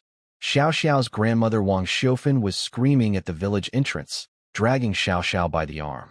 Xiao Xiao's father Zhou Yoji stood beside her, demanding 100 pounds of grain. These people hadn't cared about Xiao Xiao for 6 years. They sold her off for 2 bags of rough rice when she was 16. Her mother died giving birth to her, so they labeled Xiao Xiao as cursed. That's the only reason a woman as beautiful as her ended up married to the old Chu Feng for practically nothing. And now that they'd heard I was doing well, they showed up with their hands out. Xiao Xiao had refused them. Even if we had it, I wouldn't give you a single grain. That was new for her. She used to be as meek as the original Chu Feng. But she'd changed. She told them she wasn't a Zhou anymore. She was a Chu. When her father pulled off his shoe to slap her face, The villagers stepped in. An old man stood in front of Xiao Xiao. The widow Li grabbed the grandmother's hands. Sun Can and Du Cheng showed up with sticks, glaring. Touch our sister-in-law and see what happens. But the grandmother was clever. She dropped to the ground and started wailing. She's turning outsiders against her own family. What kind of granddaughter does this? The father copied her, kneeling and crying about being betrayed. Classic emotional blackmail. The villagers couldn't really interfere with someone else's family business, and they knew it. Xiao Xiao started crying, not knowing how to fight back. Her reputation in the village was at stake. That's when I arrived. Axe in hand. Other people might be outsiders, I said. But I'm not. I walked up to Zhou Yoji and kicked him square in the face. His nose exploded with blood and 2 teeth went flying. It happened so fast nobody could react. By the time they did, he was on the ground, howling. The grandmother jumped up screaming. You hit your own father-in-law. Have you no shame? Shame? Can shame feed my family or keep us warm? You never raised Xiao Xiao. You beat her. You sold her for 2 bags of rice at 16. Now you want 100 pounds of grain. Where do you get the nerve? She's our family. She owes us, fine. Then I'll kill you both right now, and she won't owe anyone anything. I raised the axe. Since coming to this world, I'd learned one thing about dealing with people like this. You can't reason with them. You have to be scarier than they are. The moment you're more vicious, they back down. Every single time. Then I heard Xiao Xiao's soft voice behind me. Husband. After I calmed down, I realized I couldn't actually use that axe. Even if Xiao Xiao's family was terrible, killing her father and grandmother in front of her would destroy everything between us. The old woman collapsed on the ground, too scared to speak. Zhou Yoji picked her up and they started to leave, cursing us. Sun Can stepped forward with his stick. Chu Feng can't touch you because you're family. But we can. If you go back and spread lies about them, we'll bury you on Yulong Mountain and nobody will ever know. That scared them. In times like these, the government can barely keep track of anything. 2 people disappearing from a village? Nobody would investigate. They were about to slink away when luck fell in their lap. County Vice Magistrate Liao Xiong walked up with a group of officers. Zhou Yoji threw himself at Liao's feet, showing off his missing teeth and bloody face. Your Honor, my evil son-in-law beat me. That man with the axe, arrest him. Liao looked up, saw me, and gave me a nod. Then he turned cold toward Zhou Yoji. You want to file a complaint? Fine. Take the plaintiff to the courthouse. 30 strikes with the rod first, as the law requires. Zhou Yoji panicked. Wait, I'm not filing a complaint. I just happened to run into you. So you're wasting an official's time? You know the penalty for that? No, sir. I'm sorry. Forget the whole thing. Liao let him go with an icy warning. You're not from this village. Leave now. People die on snowy roads all the time. Zhou Yoji wasn't stupid. He understood. This official was protecting me. The 2 of them ran off without another word. The villagers were surprised. They'd expected trouble whenever government people showed up, but instead Liao had just solved my problem. With the government backing me, Xiao Xiao's family wouldn't dare spread rumors. After the crowd cleared, Liao got serious. He called for me and the village chief. I'm here on official business. You know the wealthy Tian family? Their daughter was kidnapped during Old Man Tian's birthday banquet. We tracked the kidnappers into Yulong Mountain. My officers don't know the mountain, but you do. In 3 days, a search team will arrive. I need you to guide them. Before that, go up and scout for any clues. He pushed forward a big, tough-looking man. Tian Zhuang, the head officer. The guy looked arrogant, wouldn't even glance at me. He'll stay in the village and work with you. Pull this off, and you'll be well rewarded. The whole situation was strange. What does a mountain patrol guard have to do with a kidnapping case? But I'm on the government payroll now, so when they say go, I go. I'd already figured out that Tian Zhuang was the missing girl's brother. The Tian family, a wealthy landlord clan, had their daughter taken during the old man's birthday feast. In an era where girls are considered worthless, the fact that the government was putting this much effort into finding her meant the Tian family had serious connections. Tian Zhuang didn't want to waste time. We go up now, he said. So I went home to gear up. When he saw the bow and arrows on my back, he immediately barked about illegal weapons. I shut him down fast. Go ahead and report me. Then find someone else to guide you through that mountain. Meanwhile, your sister disappears forever. He glared at me, but said nothing more. Xiao Xiao packed me some vegetable rice balls, and we headed up. On the way, I tried to get information. He didn't want to talk to me at first, too proud, but I convinced him that sharing details would help his sister. How long have they been on the mountain? I asked. About 2 days. Then she's probably still alive, I said. A person can survive 2 weeks without food. Water isn't a problem with all this snow. But the real danger is the cold. At night, temperatures on Yulong Mountain drop to deadly levels. Without shelter or fire, they might not last a week. Maybe not even tonight. Tian Zhuang stared at me, hand on his sword. How does a village patrol guard know all this? I ignored the suspicion and pulled out the sheepskin map. His eyes went wide. You have a map of Yulong Mountain? That made him even more suspicious. No such map existed publicly. Where did they enter the mountain? I asked. He pointed to the stream near Taoyuan village. My heart sank. That's the bear's territory. I don't care if it's a dragon's territory. We're going. He drew his sword on me. Relax. We'll go. I led the way into the dense forest. The snow was heavier than previous days, making every step a struggle. Tian Zhuang was gasping for air within the first hour. I barely noticed. I was used to it. He was supposedly a top 100 military exam candidate, but he couldn't keep up with a lowly patrol guard. His pride wouldn't let him ask me to slow down, so he just pushed harder, muttering to himself. Then he walked straight into my back when I stopped suddenly. What? Tired already? He started to gloat. Shut up, he nearly exploded. Nobody tells him to shut up, apparently. Not even the county vice magistrate. But I wasn't interested in his ego. We'd made it through the forest without running into the bear. Lucky break. What I was looking at was far worse. Ahead of us, bright red blood stained the white snow. The blood on the snow was hard to miss, bright red against endless white. Tian Zhuang rushed over and glanced at it. It's frozen. No idea when it was left. That's pretty amateur, I said. He didn't appreciate the comment, but I didn't care. I studied the scene carefully.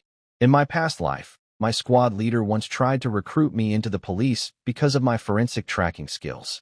I'd even won second-class merit in a military exercise because of it. This blood is less than half an hour old, I said. Any older, and the snow would have buried it. Someone was badly wounded, maybe dead. The wound was large.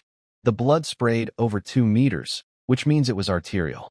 The footprints around here are messy. There was a fight, and multiple people were involved. I walked around the blood pool and a nearby tree, reading the ground like a book. Tian Zhuang started out looking unimpressed, but by the time I finished, his eyes were wide and his arrogance was gone, replaced by suspicion. They went north, I said. That was bad news. East led home. West led to Taoyuan village. Either direction would have been manageable. But north meant deeper into Yulong Mountain, toward the second peak, higher altitude, colder temperatures, more dangerous animals, and worst of all, Xia soldiers who used mountain paths to sneak into our territory. Where did you learn all this? Tian Zhuang asked, studying me carefully. Grew up in the mountains, I said without blinking. I can look at an animal track and tell you what it was, when it passed, which direction it went, and how far it traveled. I'm just doing the same thing with human tracks, he nodded slowly. With skills like yours, you'd be valued as a detective. Don't have the connections for that. I asked if he really wanted to keep going. It would only get more dangerous. You don't have a choice, he said, gripping his sword. So we pushed on. The terrain between the first and second peaks was brutal. Deep snow, frozen underneath, soft on top. Tian Zhuang kept slipping and falling. He complained about why I walked in zigzag patterns instead of climbing straight up. Less resistance on the slope. I started to explain, then gave up. Walk however you want. Fall off the mountain. That's your problem. He almost fell right after I said that. After that, he shut up and followed my path. We finally reached the top of the second peak. It wasn't a summit. It was a flat, rocky plateau. No trees, no grass. Nothing but white stone and white snow stretching out under a white sky. Total emptiness. And then I saw them. A group of people, out there on the plateau. Why'd you stop again? Tian Zhuang started. I shoved his head down into the snow before he could finish. We lay flat at the edge of the cliff, looking down at the plateau. About a dozen bandits were gathered around the rocks. Their leader, a bald man named Zhao Yutian, sat on a boulder catching his breath. His second-in-command, Xing Er, a skinny guy with a scar on his face, stood beside him. They were talking openly, not expecting anyone to be watching. Zhao Yutian planned to hide on the mountain for a few days, then demand ransom from old man Tian.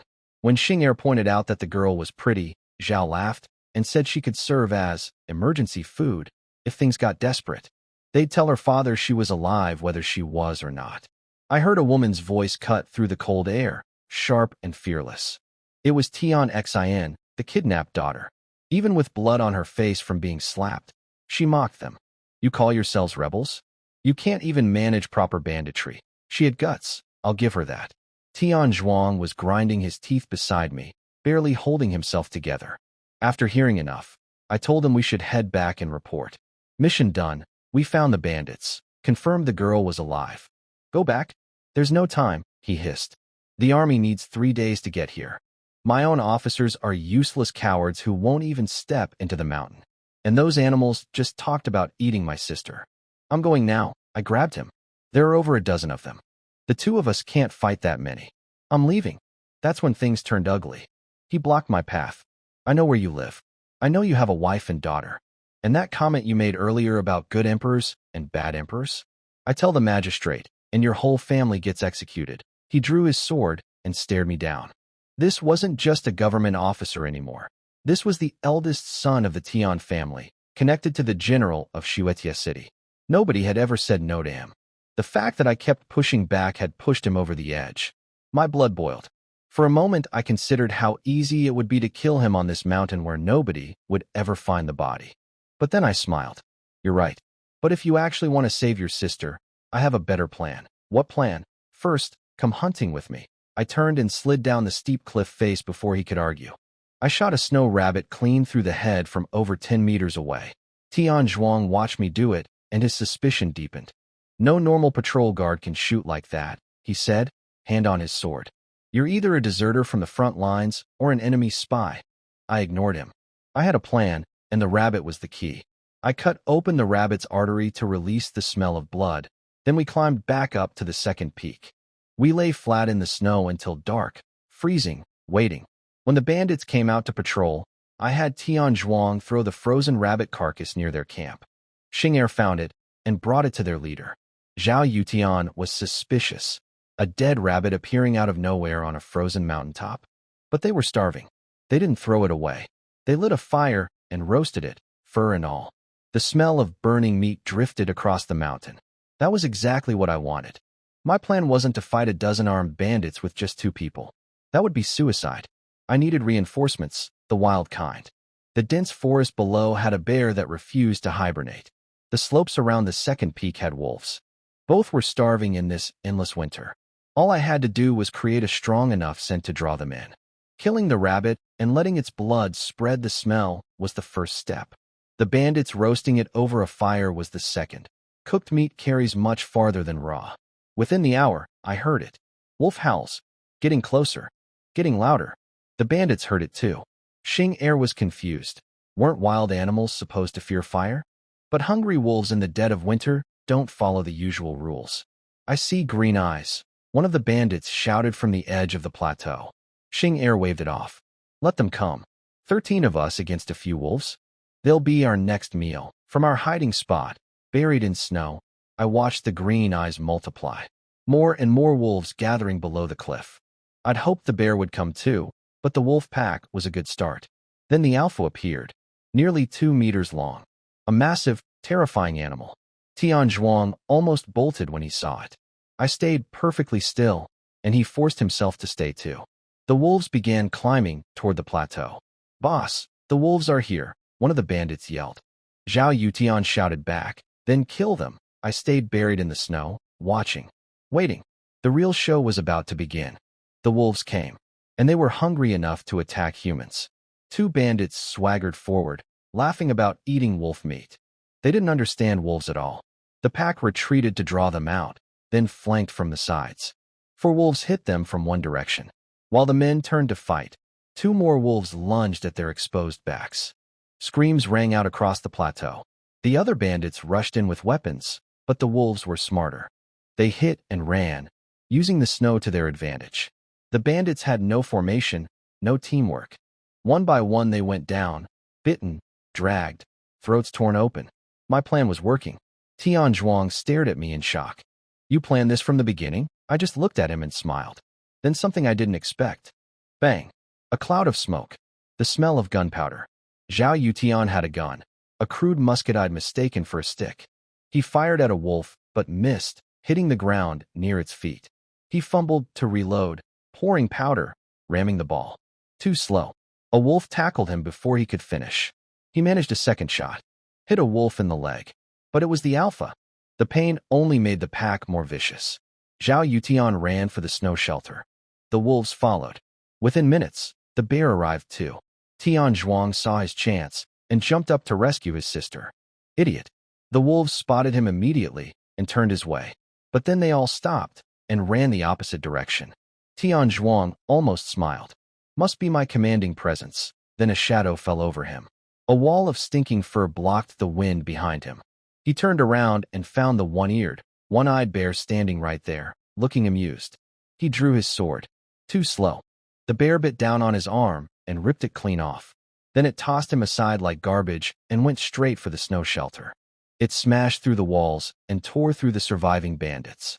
It bit Zhao Yutian in half. In minutes, everyone inside was dead. The bear wasn't even hungry. It just enjoyed killing. Then it turned and looked at me. And it smiled. An actual, deliberate grin. I've never seen anything like that on an animal's face. I couldn't run. A bear is faster than any human. I grabbed Tian Zhuang's fallen sword and faced it head-on. Just when I thought it was over, a roar came from behind. The mother snow leopard leaped onto the plateau, staring the bear down. The bear's eyes filled with rage. These two were old enemies.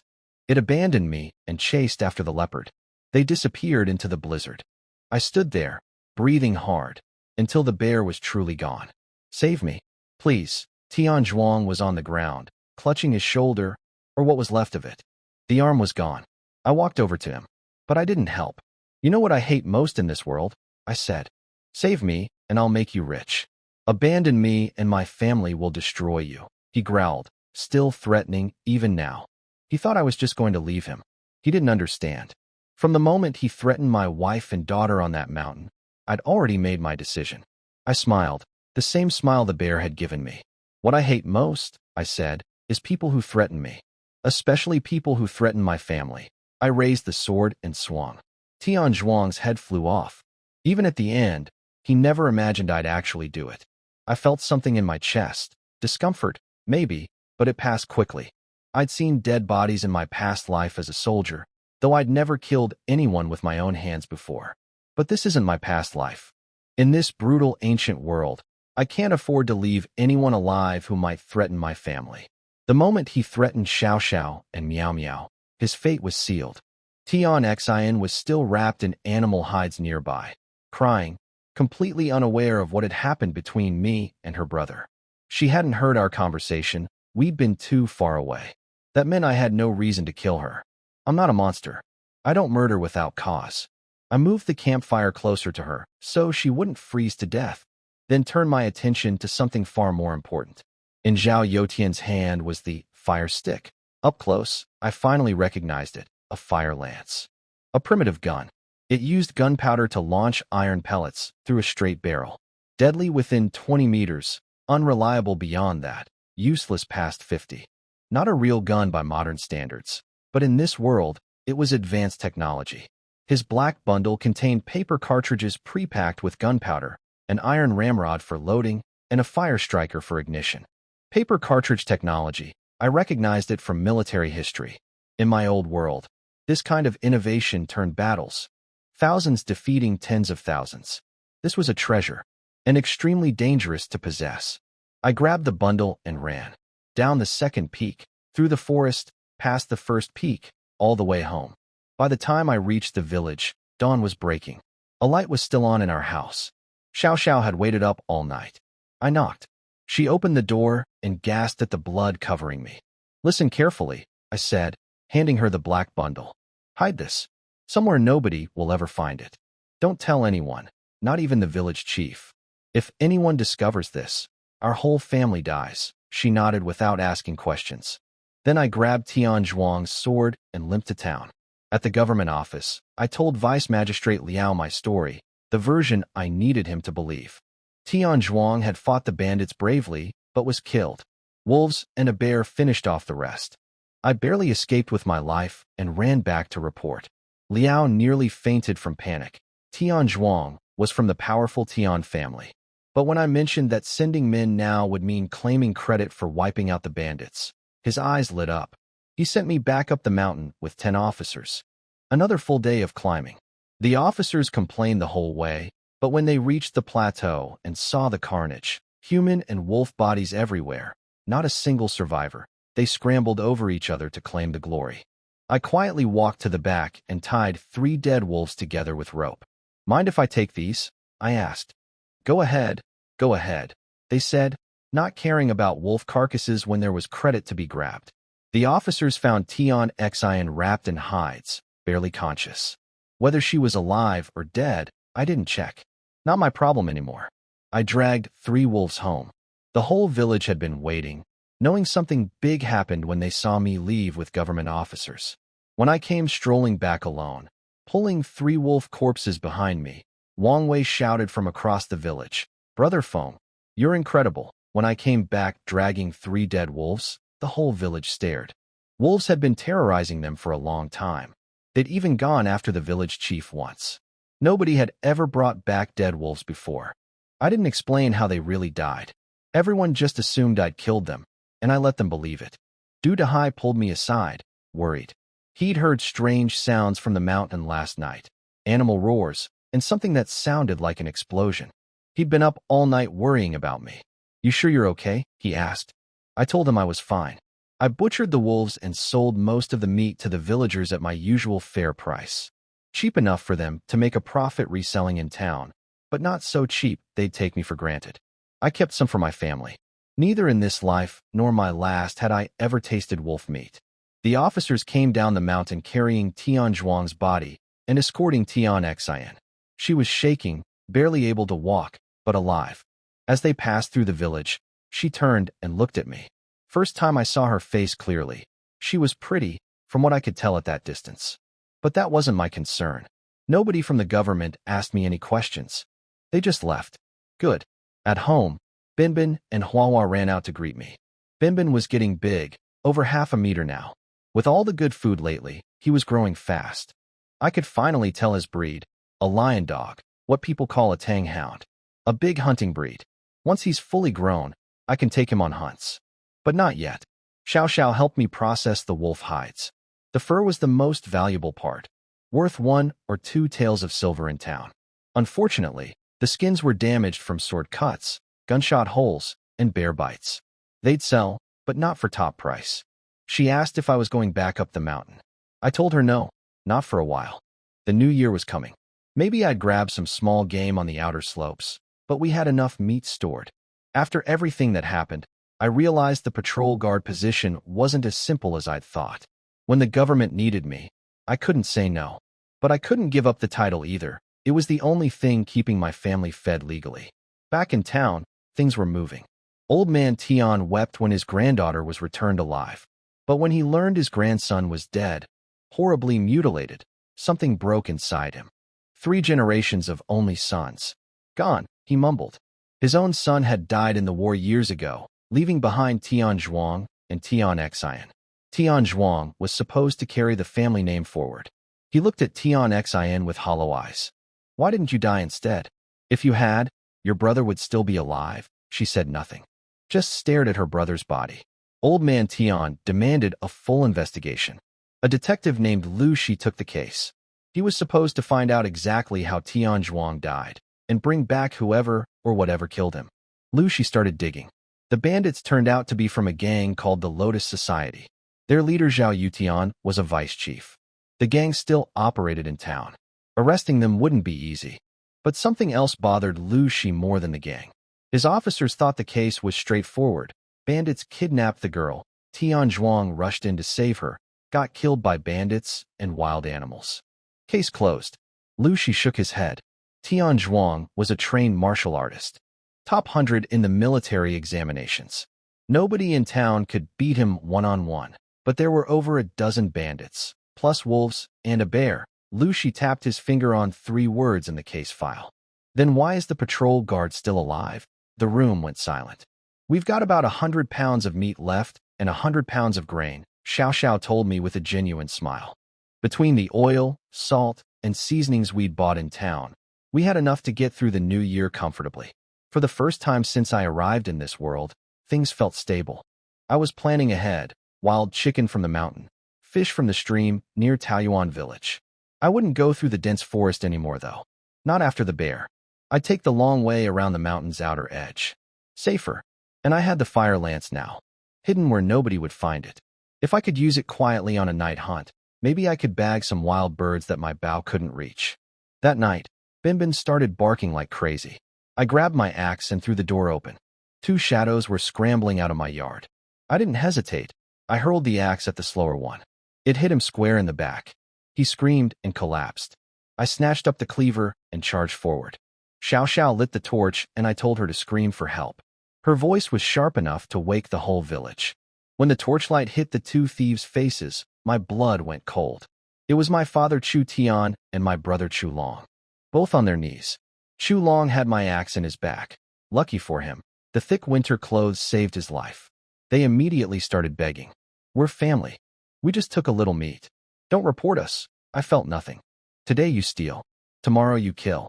I'm reporting this to the authorities." Wang Wei stepped up. "He's right. Report them." The whole village agreed. Just then, Vice Magistrate Liao Xiang arrived with a group of people. Perfect timing. Du Dehai told him we'd caught two thieves robbing the patrol guard's home. Liao didn't hesitate. Stealing from the patrol guard? The man who saved the Tian family daughter? 50 strikes of the rod. Take them away. The officers dragged Chu Tian and Chu Long off. No matter how loud they screamed, I didn't say a word. I knew Liao was making an example, showing the whole village that messing with me meant dealing with the government. Smart man. After the crowd cleared, things got more complicated. The group with Liao included men from the Tian family and a team of detectives. The Tian family servants bowed and handed me a bag of rice, about 30 pounds of fine grain, as thanks for saving their young lady. That was it. A wealthy landlord's family, saved from losing their daughter forever, and their gratitude amounted to a bow and a bag of rice. I stood there in the wind, speechless. Then Detective Liu, she stepped forward. He had sharp eyes and a serious face. "How did Tian Zhuang die?" I'd prepared for this. "The bandits cut off his head. When the wolves came, he stood up to save his sister. The bandits attacked him first instead of fighting the wolves. I was hiding in the snow. I panicked, grabbed his sword, and ran back to report. I deliberately made my retelling a little scattered, a terrified villager recounting a traumatic event. Liu, she watched me carefully, looking for lies. But my logic was airtight, even if my delivery was shaky. He told me not to leave the area. They'd be back with more questions. Then he headed up the mountain himself to investigate the scene. That worried me a little, but I'd been careful. Everything on that plateau told the same story: bandits, wolves, bear. Nothing pointed to me. Liao patted my shoulder before leaving. "You're talented, kid. If you ever want to leave the village, come find me in town. I'll get you a real position." After all the officials left, I finally exhaled. Du Dehai asked what happened up there. I told him the truth, partially. The bandits were dead. The officer was dead. The bear killed them all. He sucked in a breath when I mentioned the bear wasn't hibernating. Then the widow Li came over. "Someone's at the village entrance asking for you and Xiao Xiao." I grabbed the cleaver, expecting my mother Wei Xiaoxia coming for revenge after I'd sent her husband and favorite son to jail. But it wasn't her. It was Xiao Xiao's grandmother Wang Xiufan, hiding in the distance, and a middle-aged man I'd never seen before. "That's my uncle," Xiao Xiao said quietly, her face tight. The uncle, Zhou Youqiang, dropped to his knees the moment he saw us. "Please, nephew, your grandmother and father have no food at all. Just spare a little grain. I'm begging you." The situation at the village entrance resolved itself without a fight. Xiao Xiao's uncle Zhou Youqiang was smarter than her father. He just knelt there, acting pitiful, never saying anything harsh. He begged us for grain, claiming her grandmother and father had nothing to eat. I looked at Xiao Xiao and left the choice to her. These were her family, not mine. Whatever feelings she still had for them, it wasn't my place to decide. She looked at me, then shook her head firmly. "No, the grain is ours. Why should we give them anything?" Her uncle grabbed her leg. "We're still your family." Xiao Xiao pulled free. "You want grain? Bring money or something to trade. Nobody gets anything for free. She walked away without looking back. I followed. The widow Lee warned them never to come begging in our village again. Outside the village, I caught a glimpse of the grandmother's face, pure venom in her eyes. The uncle told her to forget about pride. Does pride feed you? We'll come back later with a different approach. Over the next few days, life settled into a comfortable rhythm. I didn't go deep into the mountain. The snow was getting too thick. The mountain would soon be completely impassable. With the new year approaching, I focused on getting our supplies in order. Binbin and Hua were growing fast. Meow Meow couldn't outrun either of them anymore. She couldn't even wrestle Binbin now. Xiao Xiao kept counting our supplies over and over. Lamb, venison, crayfish, oil toads, like it was her favorite game. Watching her smile while she counted made me happy. One afternoon, I locked myself in the bedroom, climbed onto the bed frame, and pulled down the black bundle from the ceiling beam. The fire lance. I finally had time to study it properly. As a former soldier, I love firearms. It's in my bones. But I'd never seen anything this primitive. The barrel and handle weren't even one piece. Everything was hand-hammered by a blacksmith and welded together at high temperature. It was cruder than even early Ming Dynasty fire lances from my old world's history. Still, the materials were solid, heavy iron throughout. The small bore meant less gunpowder per shot, which meant less pressure, which meant almost zero chance of the barrel exploding. The trade-off was weak power, but for hunting birds at close range, it would work. The ammunition was almost comical, irregular iron pellets stuffed into paper cartridges. Deadly within 20 meters, useless beyond 50. But for what I needed, it was perfect. I wrapped it back up and grabbed my axe and basket. Going to check for wild chickens on the outer slopes, I told Xiao Xiao. She didn't even look up from counting coins. Be careful, Meow Meow didn't ask to come this time. After her last mountain trip, frozen, bruised, falling into snowdrifts, she'd learned her lesson. Smart girl. I headed up the mountain with the fire lance hidden in my pack. Wild chickens are everywhere on Yulong Mountain, but they're fast and skittish. The old method, rope traps with spoiled rice as bait, was painfully slow. But with the fire lance, I could actually hit them. I climbed a tall tree, wedged myself into a branch, and went perfectly still. I became part of the tree, part of the mountain. And I waited. Then I heard it, the flapping of wings, the clucking call. They were here. 2 colorful wild chickens landed on a branch about 30 meters away, clucking without a care in the world. Wild chickens have plenty of predators, but very few can actually catch them. They're too fast, too alert, and they fly to the treetops at the first sign of danger. But they've never met a man with a fire lance. I pulled it out slowly, loaded the powder, and held the fire striker ready. The key was timing. Once I lit the fuse, I had about 3 seconds before it fired. I watched the 2 birds until they held perfectly still. Deep breath. Lit the fuse. Lined up the shot. Bang. One bird dropped straight down from the tree like a stone. The other sat there confused for a moment, then flew off. I wished I could fire twice, but this thing only shoots once before reloading. Still, one wild chicken weighing nearly 10 pounds was a great catch. I stepped on its neck to end it quickly. No need for suffering. After that, I started climbing trees looking for nests. Wild chickens build their nests high up in pines, slippery, dangerous climbs in heavy snow. I checked over a dozen nests before I found what I was really after. Eggs. 10 eggs total. Most were fertilized. If I could hatch them, I'd have my own flock. Wild chickens sell for over 100 copper coins each in town, more expensive than regular meat because they're wild game. Raise them in my yard, let them breed, and eventually I'd have a steady supply. Maybe even a little chicken farm someday. I was packing up to head home when the wolf howls started again. I'd been hearing them on and off all day, but distant. Now they were getting closer. I climbed a small hill and looked ahead. For people were running through the snow, 1 woman, 3 men, sprinting for their lives. Behind them, 8 wolves followed at a steady pace, not attacking, just herding them like sheep. I recognized the wolves. They were the same pack from the second peak, still carrying wounds from the battle with the bandits and the bear. Their alpha was dead, but they were still hunting together. Then I looked at the runners and froze. The woman in front, wearing a pale yellow dress, that was Tian Xian, the Tian family's daughter, the one I'd just helped rescue days ago. What was she doing back on this mountain?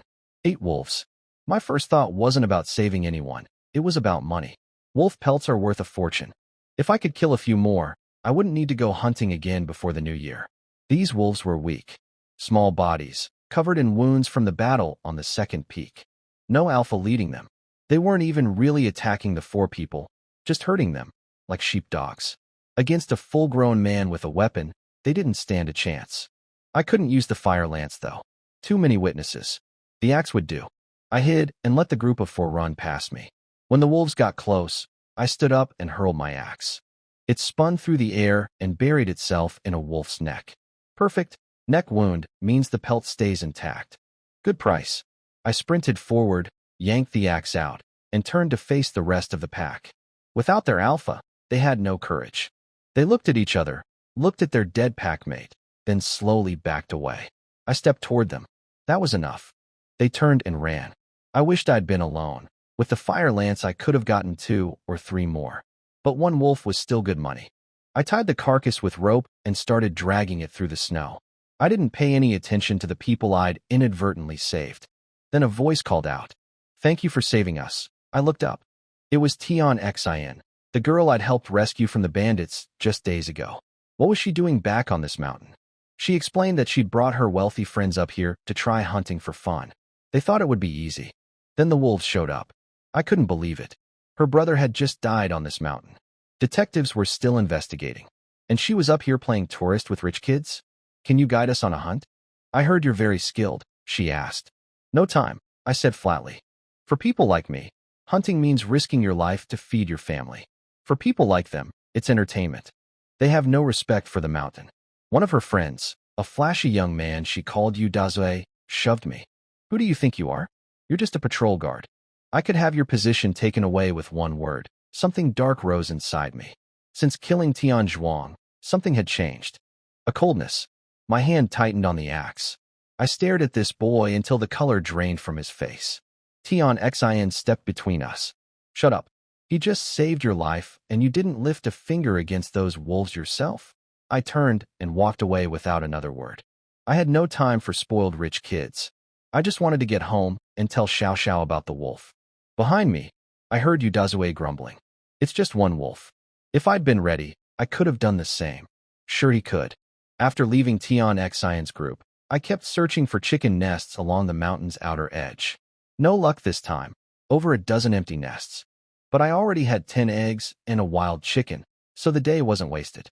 Those eggs were the real prize. I'd built a warm spot at the foot of our heated bed, perfect for hatching. A few chicks now could mean a whole flock later. I was heading home when an arrow whistled past my head. Instinct dropped me flat. The arrow buried itself in the ground right where my face had been. A big scarred man stepped out from the trees, grinning. Sorry, buddy. Almost hit you by accident. 4 more men appeared behind him, none of them looking friendly. I stood up and smiled. No harm done. What's in your basket? He asked. Just a chicken and some eggs. Want to see? I opened the basket. When he leaned in to look, I swung my axe into his neck. His head dropped right into my basket. Before the other 4 could react, I charged and killed the second one. The remaining 3 screamed and ran, crying as they went. I chased them a few steps, but let them go when they got too far. That arrow wasn't an accident. It was aimed straight at my skull. These men wanted to rob and kill me. I'd been going to the town market with valuable goods for weeks now. Someone must have been watching. I grabbed the dead man's bow and arrows. Useful. Then I heard someone gasp behind me. Tion Xin and her friends had been following me, hoping I'd lead them safely down the mountain. They'd seen everything. Good. Witnesses. You saw what happened? I asked. Tion Xin nodded, too scared to speak. Yu Dazue, the mouthy one, was dead silent for once. I need to report this. Let's go to town together. At the government office, I told Vice Magistrate Liao everything. I framed the attackers as bandits, possibly connected to the Lotus Society gang that kidnapped Tion Xin. Made things cleaner that way. Liao nodded along. Tion Xion's group could confirm my self-defense story. I dropped the scarred man's head with the coroner and left. Back at the village, Du Dahai was waiting for me at the entrance, looking worried as always. I told him what happened. Ambushed on the mountain, killed one attacker, reported it to the authorities. His face went pale. The man you killed, was his face covered in scars? You know him? He let out a long, heavy sigh. Come inside. We need to talk. He brought me to his house. His wife started cooking the wild chicken I'd brought. Du Chung set up the little table on the heated bed. The three of us sat down. Du Dahai looked me straight in the eyes, his expression grim. The man you killed wasn't a bandit. He was the village chief of Taoyuan Village's son. Taoyuan Village? I knew the place. The biggest of the three villages near Yulong Mountain. More people, more resources, and a grove of wild peach trees that they'd fought over and claimed from Shilyo Village. Their village chief was powerful enough that even Vice Magistrate Liao treated him with respect. Our little Yulong village got a much colder reception. Du Dahai asked me if I was certain they attacked first. I told him I had 4 witnesses and had already filed a report. He seemed relieved, but couldn't hide the worry in his eyes. We drank rice wine together. There's no distilled liquor in this dynasty. No one's figured out distillation yet. That got me thinking. If I ever got the chance to make proper spirits, that could be a real moneymaker. We drank late into the night with Du Chung. After I left, I didn't know it, but Du Dahai told his son to alert every man in the village first thing in the morning. He said it plainly, nobody bullies our people, especially not Chu Feng. We owe him a life. I walked home feeling relaxed, carrying leftover chicken soup. Bin heard me coming and started barking, then ran circles around my legs. Huahua jumped onto my pants and tried climbing to my shoulder. I swatted her off before she knocked the soup out of my hands. Xiao Xiao was waiting at the door. Du Dahai's wife had come by earlier to explain I was eating there, otherwise Xiao Xiao would have been worried sick again. Chicken soup? I said, handing her the bowl. Wasn't this chicken for New Year? She looked a little disappointed. Don't worry. There's plenty more on the mountain. Meow Meow stumbled out of the bedroom, rubbing her eyes. Daddy, Mommy wouldn't go to sleep without you. We were both waiting. When I put the warm soup in front of her, her little nose twitched twice. Chicken soup. The other village kids had been bragging about how delicious it was. Honestly, without salt or seasoning, it wasn't much. But to Meow Meow, it was the best thing she'd ever tasted. Her eyes lit up with each sip. The meat inside made her even happier. We all drank soup together. Before bed, I placed the 10 eggs I'd found at the warm end of the heated bed, a little platform I'd built during renovations where hot air from the stove collects. Perfect for incubation. When will they hatch? Meow Meow asked. Soon enough. Then we'll have our own chickens, and then eggs, and the first egg goes to you. Yay. I patted her head. Life was getting better. Xiao Xiao counted our supplies with a smile. Meow Meow dreamed about eggs. Even I felt hopeful. In my past life, I was an orphan, never knew what family felt like. This world was harder in every way, but I had a wife who gave me everything and a daughter who thought I was a hero. What more could I ask for? That peaceful feeling lasted until just before dawn. Get out here, you worthless patrol guard. Come out, or I'll burn your house down. A stranger's voice, screaming outside my door. I woke up to shouting outside my door before dawn. A mob of strangers with weapons, demanding I come out, threatening to burn my house. Luckily, Vice Magistrate Liao was there keeping them from rushing in. The old man leading them was Guiyong, the village chief of Taoyuan Village. Father of the scarred man I killed on the mountain. He'd brought one of the survivors who pointed at me, trembling. That's him. He chopped the head right off. Guiyong played the grief-stricken father perfectly. My son never hurt anyone. He was beloved in Taoyuan Village. This murderer must face justice. I grabbed my axe and started toward them, but Xiao Xiao caught my arm. Don't go. Meow Meow grabbed my sleeve too. Bin stood at the door barking at the crowd. Even Huahua was hiding in the shadows, fur bristled, ready to pounce. My whole family, even the animals, stood in front of me, nobody backing down. Then torches lit up behind the Taoyuan crowd. Du Dahai's voice cut through the dark. Bringing this many people to my village without even saying hello? Where are my manners as host? Every man in Yulong village was behind him, armed, ready. Liao's face went white. He'd followed the Taoyuan group specifically to prevent this. 2 villages fighting meant his head on the chopping block. He ordered Du Dahai to stand down.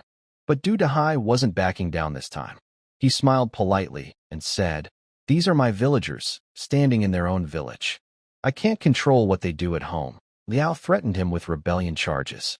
Du Dahai fired right back. Taoyuan village brought an armed mob to our doorstep. If anyone was rebelling, it was them.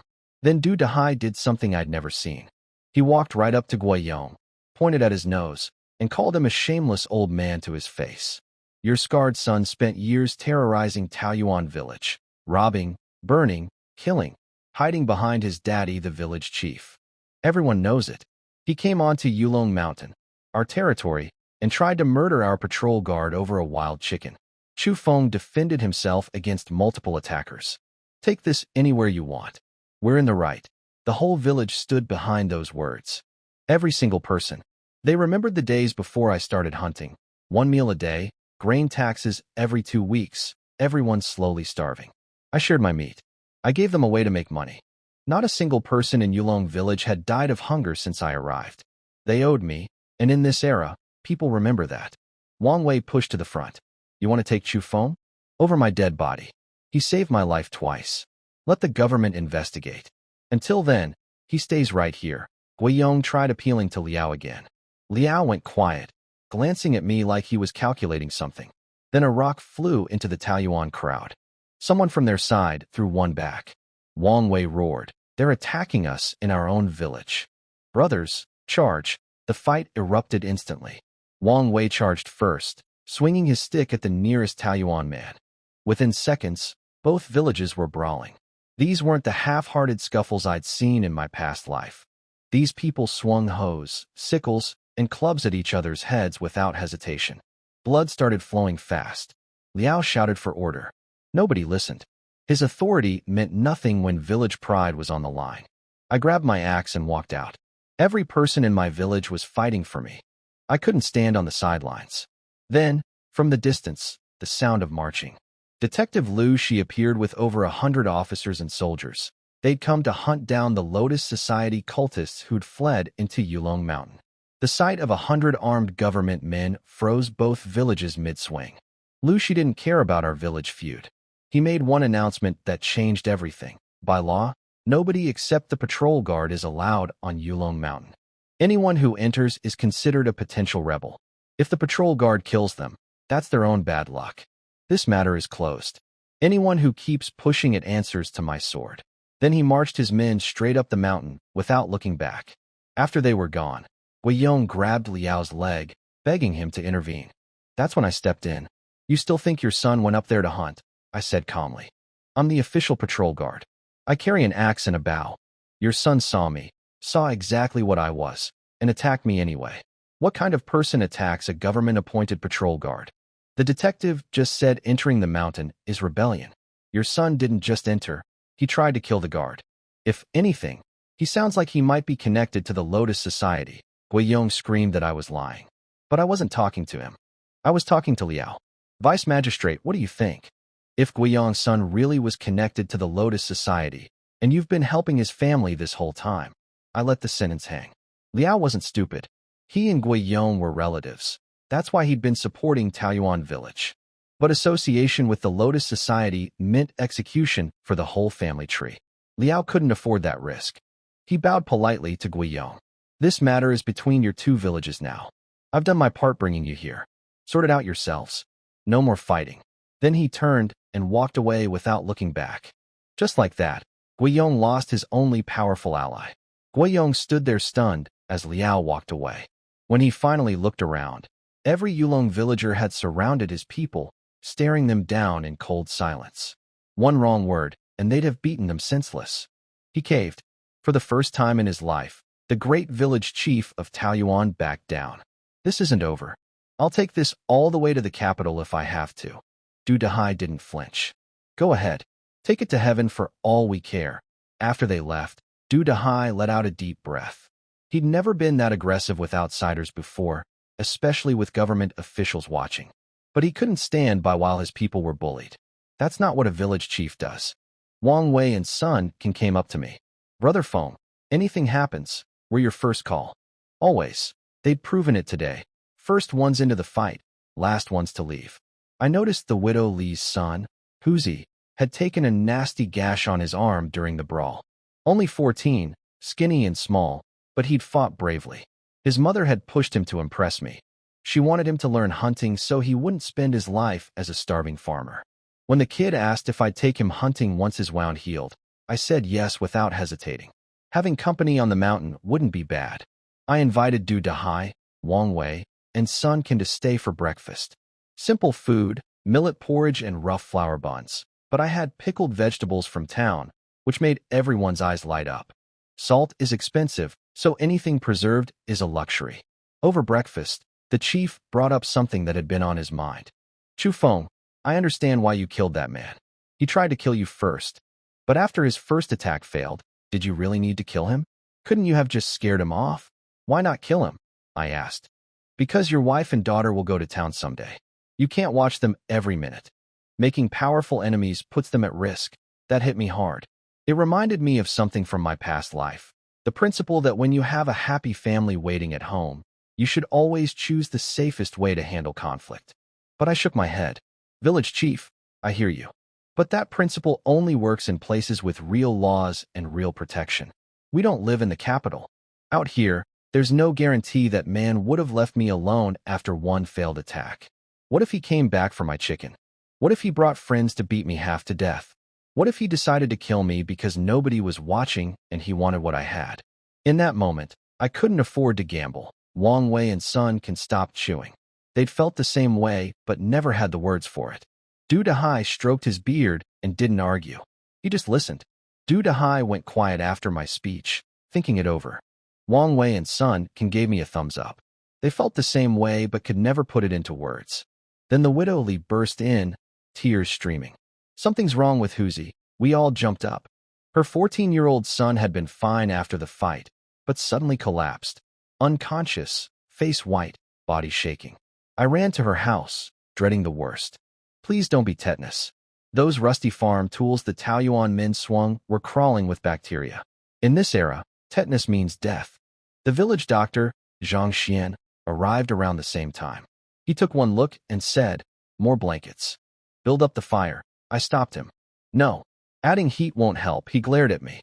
"You're a hunter, not a doctor." "And what do you know?" I shot back. Du Dahai stepped between us. But Zhang Xian surprised me. Instead of fighting, he said, "Fine. Tell me what you think. I'll assist."